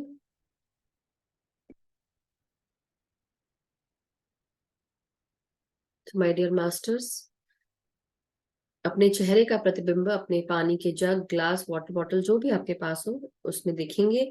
दोनों हाथों से अपने इस बर्तन को, वेसल को, यूटेंसिल को या जो भी वाटर बॉटल, जग जो भी है, ग्लास है, उसे पकड़ेंगे दोनों हाथों से और चेहरे को देखते हुए इंटेंशन डालेंगे। इस जल में बहुत सारा प्यार, शांति, एकता, करुणा, स्वस्थता, खुशियां, सुख, समृद्धि, धन, यश, वैभव, ऐश्वर्य सभी कुछ मौजूद है। इस पानी को पीने से मेरे घर परिवार के सभी लोग स्वस्थ रहते हैं, खुश रहते हैं, सुखी रहते हैं, एक दूसरे का आदर सम्मान करते हैं, एक दूसरे को समझते हैं, एक दूसरे के साथ सपोर्ट में खड़े रहते हैं, गाइड करते हैं। मैं और मेरे मित्रों में प्रेम है, सद्भावना है, एकता है। एक दूसरे को हम अपॉर्चुनिटीज प्रदान करते हैं, एक दूसरे की मदद करते हैं, एक दूसरे को आगे बढ़ने में सहायता करते हैं और एक दूसरे के साथ आगे बढ़ रहे हैं ध्यान, ज्ञान, प्रकाश के साथ। मैं जहां पर भी कार्य करती हूँ या करता हूँ, मेरे सभी कार्य पूर्ण होते हैं, सक्सेसफुल होते हैं। सभी कार्यों को एक्नॉलेज और अप्रिशिएट किया जाता है। हर जगह मुझे रिस्पेक्ट दी जाती है। मेरे सभी guides, guardian angels, archangels, divine beings, परम गुरु मंडली के सभी गुरुजन, पितामह ब्रह्म ऋषि पत्री जी, महाअवतार बाबा जी और सभी मास्टर्स का मैं धन्यवाद करती हूँ। सभी गाइड्स, गार्डियन एंजल, सभी मास्टर्स, सभी गुरुजन हमारा मार्गदर्शन करते हैं, हमें सही रास्ता दिखाते हैं, हमारे ज्ञान और चेतना का विस्तार करते हैं। मैं जहां कहीं पर भी जाती हूँ मुझे चारों तरफ से अपॉर्चुनिटीज प्राप्त होती है या होता है, और हर अपॉर्चुनिटीज को प्राप्त करते हुए, उसको यूज करते हुए मैं आगे बढ़ रही हूँ या बढ़ रहा हूँ। जहां कहीं पर भी मैं जाती हूँ प्यार, शांति, एकता, करुणा, स्वस्थता, खुशियों से भर जाते हैं सभी लोग। जो भी मुझसे मिलता है प्यार, शांति, एकता, करुणा, स्वस्थता, खुशियों से भर जाता है। Excuse me। मैं इस जल का धन्यवाद करती हूँ अपने सभी मास्टर्स का और सभी ध्यानी मित्रों का जो आज हमारे साथ जुड़े हैं। आज सभी मास्टर्स का, आज से पहले भी सभी मास्टर्स का शुक्रिया, सभी ध्यानी जनों का शुक्रिया, आज के स्वाध्याय का, हमारे ग्रुप का शुक्रिया, light and soul meditation group का शुक्रिया, love light star shine channel YouTube channel का शुक्रिया। Thank you so much masters, thank you. इस जल का धन्यवाद, ब्रह्मांडीय ऊर्जाओं का धन्यवाद। Thank you masters. आप ये जल ग्रहण कर सकते हैं, पी सकते हैं, अपने परिवार के साथ शेयर कर सकते हैं। तो ये जनरल इंटेंशन था मास्टर सबके लिए। आप अपने तरीके से अगर कुछ और डालना चाहते हैं तो आप डाल सकते हैं। ये एक जनरल वेरी कॉमन सबके लिए। सो thank you so much masters, thank you everyone. I hope अब आप अपने अंदर इस सुनहरे प्रकाश को आज आपने जो महसूस किया है, आपके भीतर से बाहर तक निकलता हुआ इस प्रकाश को आप महसूस करते रहे। जहां जहां जाए तुरंत इसको आप अपने भीतर जाए और सुनहरे प्रकाश को प्रकाशित करना शुरू कर दे। सब कुछ यहाँ से है, यहाँ पर है और यहाँ पर, और जैसे ही आपने यहाँ पर और यहाँ पर सोचा आप तुरंत उस चीज को रेडिएट करना शुरू कर देंगे, उस संभाव में आ जाएंगे। So I hope it must have helped you. So thank you masters. कल मिलते हैं। आई होप किसी के क्वेश्चंस नहीं है, लास्ट में एक दो लोगों के थे, but thank you so much. So masters कल से फिर हम 1 घंटे का ध्यान करेंगे। तो जो 9 बजे है इंडिया टाइम, 9 to 10:15 इतना रहेगा समय, ठीक है। तो हम 1.25 घंटा रखेंगे, सो दैट हम स्ट्रिक्टली 1.25 घंटा पे मैं बंद कर दूंगी, क्योंकि 1 घंटा ध्यान और 15 मिनट क्वेश्चन आंसर अगर किसी के हैं तो, और जिस दिन नहीं रहेंगे हम तुरंत बंद कर देंगे, so that we can just invest our time only in ध्यान, और कुछ अगर चाहिए तो, और फिर जब स्वाध्याय आएगा तो फिर हम समय स्पेंड कर ही रहे हैं, राइट, बट फालतू क्यों समय स्पेंड करना। So thank you so much. And yes Rajesh ji, बहुत अच्छा किया आपने वीडियो ऑन कर लिया, नहीं तो मैं भूल जाती। तो थैंक यू, आपका बहुत बहुत शुक्रिया। बहुत सुंदर स्वाध्याय था, बहुत अच्छा, मजा आया। Thank you. और अभी आज का ध्यान बहुत अच्छा रहा। और मैं मतलब पता नहीं मैं कहाँ पहुँच गया था बीच में कुछ टाइम के लिए। मुझे ऐसा लगा जैसे मैं बहुत सारे कुछ तो सिंबल्स आंखों के सामने एक के बाद एक आ रहे थे, और उसके साथ साथ जैसे मंदिरों के जो क्रेविंग्स होती है ना, कार्विंग्स होती हैं, कार्विंग्स होती हैं, जो कार्विंग्स होती हैं मंदिरों में आमतौर पर जिस तरीके से, तो वो बहुत सारी कार्विंग्स, बहुत सारी मूर्तियां, वो सब कुछ जो है वो इतना सारा मुझे दिखाई दिया। मतलब कभी भगवान शिव नजर आ रहे हैं, कभी नंदी जी नजर आ रहे हैं, कभी कुछ दिख रहा है। तो इतनी सारी कार्विंग्स जो हैं, मुझे ऐसा लग रहा था जैसे I am into Ajanta caves या एलोरा केव्स या ऐसी किसी जगह पर हूँ मैं, किसी ऐसे किसी स्थान पर मैं पहुंच गया था। सो thank you so very much. बहुत अच्छा अनुभव था आज का। Thank you so much. आज का यही था ध्यान कि हमारे अंदर जो कुछ भी नकारात्मकता है, जब हम उसको रिलीज करते हैं तो हल्के हो जाते हैं। बेसिकली दैट इज व्हाट, वो हल्कापन बहुत ज्यादा महसूस हुआ। और बीच में एक वक्त ऐसा भी आया था, मुझे ऐसा लगा था कि जैसे मेरी बॉडी जो है वो फ्लोट करना शुरू कर रही है। और ये जो आज आपने देखा वो आपके भीतर का ही था, ये आपके भीतर के मंदिर का है। आपकी जहां जहां कॉन्शियसनेस गई होगी वहां वहां का, और आपकी पास्ट लाइफ से भी आपने, क्योंकि नंदी आ गए ना, तो पास्ट जी लाइफ में भी आप गए हैं और वो सब आपने महसूस किया। So very wonderful. अब ये जो एरिया है ये आपका है, ये आपका आज पता चल गया कि मैं यहाँ आ सकता हूँ, तो ट्रैवल एनी टाइम। जी wonderful, very thank you for thank you sharing so this much. Wonderful experience. और जब मैं आप सबको ये बता रही थी तो मेरी भी आंखें बंद थी, और मैं एक्चुअली वो सुनहरा कमरा देखा, फिर मैंने वो कार्विंग्स जो आप बोल रहे हैं ना, कार्विंग्स मैं भी देख रही थी, तो आई कुड ऑल्सो सी जी दैट। और मुझे लग रहा था कि वो उकेरी हुई है, गोल्डन पत्तियां हैं, लोटस भी दिख रहे हैं, बहुत कुछ दिख रहा था मुझे। जी जी जी। But thank you Rajesh ji for sharing your wonderful जी सर। एक्सपीरियंस। किसी और का भी है अगर वो, आज देखो जितना अभी एक्सपीरियंस शेयर करना कर दो, कल तो मैं फिर 1.25 घंटा, मतलब 1.25 घंटा अब बैठी हूँ तो सुन ही सकती हूँ। यस आशा जी। आत्मवंदन मधु जी, आत्मवंदन राजेश जी। आशा जी। राजेश जी, आत्मवंदन। आपका ज्ञान तो बहुत ही अच्छा हुआ। और थैंक यू सो मच। मैं फिलहाल तो बाहर थी, लेकिन मधु जी का ध्यान भी बहुत अच्छी तरह से मैंने सुना। एक्सपीरियंस किया। बहुत अच्छी तरह से सुनहरा प्रकाश, और ये जो आप बोल रहे हैं ना, वो मैंने भी महसूस किया। Gratitude gratitude gratitude. Gratitude ma'am, gratitude. Thank you Asha ji, thank you so much, thank you. So masters बहुत बहुत शुक्रिया। अगर किसी का कोई शेयरिंग नहीं है, no problem, but it's wonderful कि आप सब लोगों को वो ध्यान मिला हो जो मैं चाह रही थी कि हाँ आज हम उसको महसूस कर पाए, और आप सबने किया। सो बहुत बहुत धन्यवाद। और राजेश जी आपका बहुत बहुत शुक्रिया। सो कल थैंक फिर हम मिलते हैं नए ध्यान और ज्ञान के साथ, और या एक्सपीरियंस शेयरिंग के साथ, और ध्यान करेंगे। सो थैंक यू एवरीवन। बहुत बहुत शुक्रिया राजेश जी, थैंक यू।